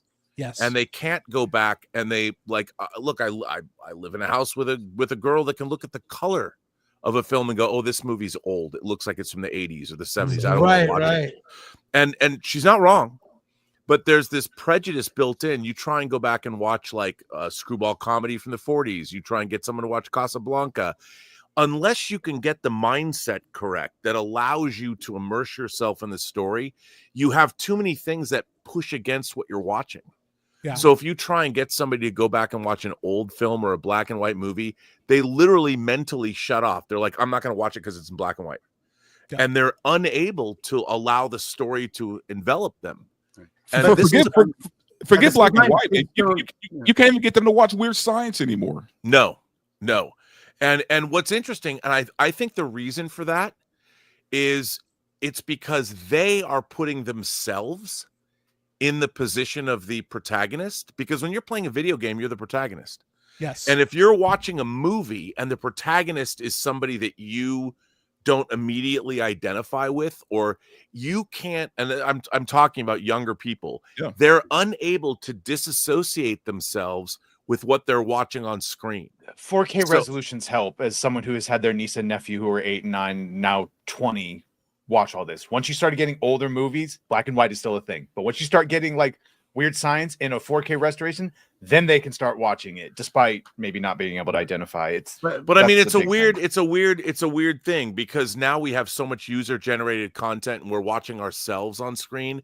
It's hard to disassociate yourself and settle into watching something that's entirely outside of you. Yeah. Well, but at the same time, they understand that current movies and current television sucks, and they're not watching that. Right. What they are watching is stuff from other countries. Anime. They're watching anime. Yeah, they're watching. Yes, I mean, I'll tell you, my daughter anime. all of a sudden decided that she wanted to watch Flow again, a movie that isn't traditional animation and has no dialogue in it. And yet she connected with that movie so much that she wants to see it again and again and again. And the thing about anime, the audience that loves anime, they know that they can't get inside of it. Yes. So the fact that it's so outside of them, and not just the animation style, but the storytelling is so different, that they've learned the skill to watch anime. Yes. So they can get into it, and all of those things that you would normally like. Our generation has a much harder time of watching anime. I agree. Yeah. All right. I gotta bounce. You gotta go. Yeah. All right. Go. Thank you guys so much for having me. I appreciate it. Listen, I love that we can fight and argue and disagree, and we're still all good at the end of the day. I haven't got any nasty DMs yet, so we're good. I'm just kidding. No, I know that wasn't gonna be the case, but no, I appreciate you guys having me. Honestly, it's awesome. I love discussing this stuff, and I love discussing movies. I can't get enough of it. So, and by the way, I love having you. So, I mean, it was great to talk with you. I hope that welcome back anytime, Mike. Yeah, and for a guy who hates women, you're always welcome. All right, well, I appreciate you guys. Take it easy. Thank you so much. All right, take care. See you, Mike. Yeah, man, it's just like arguments we would have at a comic book store. Yeah, I know. That was my favorite part. It was the comic store and a used DVD store in Pasadena. There's a shop called Interact. Man, I used to live right there. I was there every weekend. I go there to get DVDs, and it was great. They carried porn too. It was like that place was amazing. Yeah, but you didn't want to go in that section because there was no curtain, so everyone knew you were in there. Yeah, and it was sticky. But I buy and sell used DVDs. I love that place. Invariably on a Friday night, there'd be an impromptu podcast. This is in the 90s where you just start talking about movies. You'd see someone buying something or someone would want advice and everyone would pipe up. I miss that in-person experience. That's really what's translated to what we're doing now, right? Like having this conversation is I miss the going to the DVD Interact. And I knew the owner. He was so cool. He was a really good guy. Dave was cool. It was great to go there. And you knew you'd get into a discussion. You go to buy a DVD, like a 15-minute trip. You'd walk out 3 hours later. Yep. It was that good. Well, it was also the water cooler. That was where I was at. Just talking to workers and yeah. All right, let's go to these comments. Did you get this one? Comics Exposed for 2. You guys checked out Paradise on Hulu yet? Oh my God. It's the greatest. You told me the basics. I'm dying to see it. You got to watch it. Don't read anything about it. All 8 episodes for the first season are available, and it was renewed. Oh, good. Got it. Cool. Darth Maul's Lower Half for 2. IMO Last Great Sci-Fi Movie. Edge of Tomorrow. It's a good movie. Yeah. Great movie. I like that. Ryan Potter for 2. What does the World Economic Forum, UN, and China want with Hollywood? That's a great question that we should all investigate. Push their propaganda. Stubble McShave for 50 Swedish krona. To truly be a fan of something, you have to watch it many times. Now, there's so much TV and movies that you don't have time to rewatch anything. Yeah. I would disagree or with a that, desire actually. to rewatch. There's a lot of garbage also. It's a perfect time to rewatch movies. Lord Comet for 2. What is a man? A miserable pile of secrets. Lord Comet for 5. No one is going to rush out and buy the new Snow White either. FYI, new Captain America is going to look like a box office masterpiece compared to that POS. I have no doubt that Snow White is not very good. However, I thought that about Mufasa. Yeah. And that made a lot of money. I think Snow White in the end will probably make money. Aaron Sleeper for $4.99. Star Trek Deep Space Nine. It's only a paper moon. One of the best episodes about someone with mild, unnoticed PTSD. Oh, it's a fantastic episode. Force Geek for 5. There's a redacted version of It's a Wonderful Life that cuts the Christian themes on Amazon. Should be criminal. Atheists can make their own movies. Wow. How do you do that? The whole thing is an angel. You're muted, Rob. Well, no, I think it's the music. Messing with his audio. I turned off the music. Sorry. Not blaming all atheists, by the way. Right, just the ones doing that. It's totally offensive. Yeah, how would you even do that? Farmity for $4.99. Who should buy Star Wars and Lucasfilm? Well, obviously Elon, right? I agree with Gary. There's only 3. Netflix, Apple, or Amazon are the only possibilities, really. Yeah, but I think I'm supposed to get more information on that in a couple weeks. I think it's more of a license issue. Wait, are they really selling Lucasfilm? No, he's sliced like their characters, right? They're what I was told, and I was on Valiant Renegades channel talking about it. I was told they are shopping it, but cannot find any buyers. So more they on can't that. pay a buyer for Star Wars? Yes. Yeah. Again, it's Not like exactly buying the profitable. Playboy Mansion and allowing crazy. Hugh Hefner to live there. Yeah. So that wraps it up for us. Want to thank my panelists. You guys are amazing. Feel free to plug your channels as we wrap up. Oh yeah, Go for it. Badgercast. Go check that out. I'll do that in like 25 minutes. By all means. Nice. Dante. Yeah, Verbal Riot Show on YouTube, Rumble, and X. And Script Doctor's in a meeting, I'm told. So No, Script Doctor's right there. What are you talking about? no, he is, but he's in I a see him meeting. right there. He's like, Toad's all been good. here We the love Script entire Doctor. time.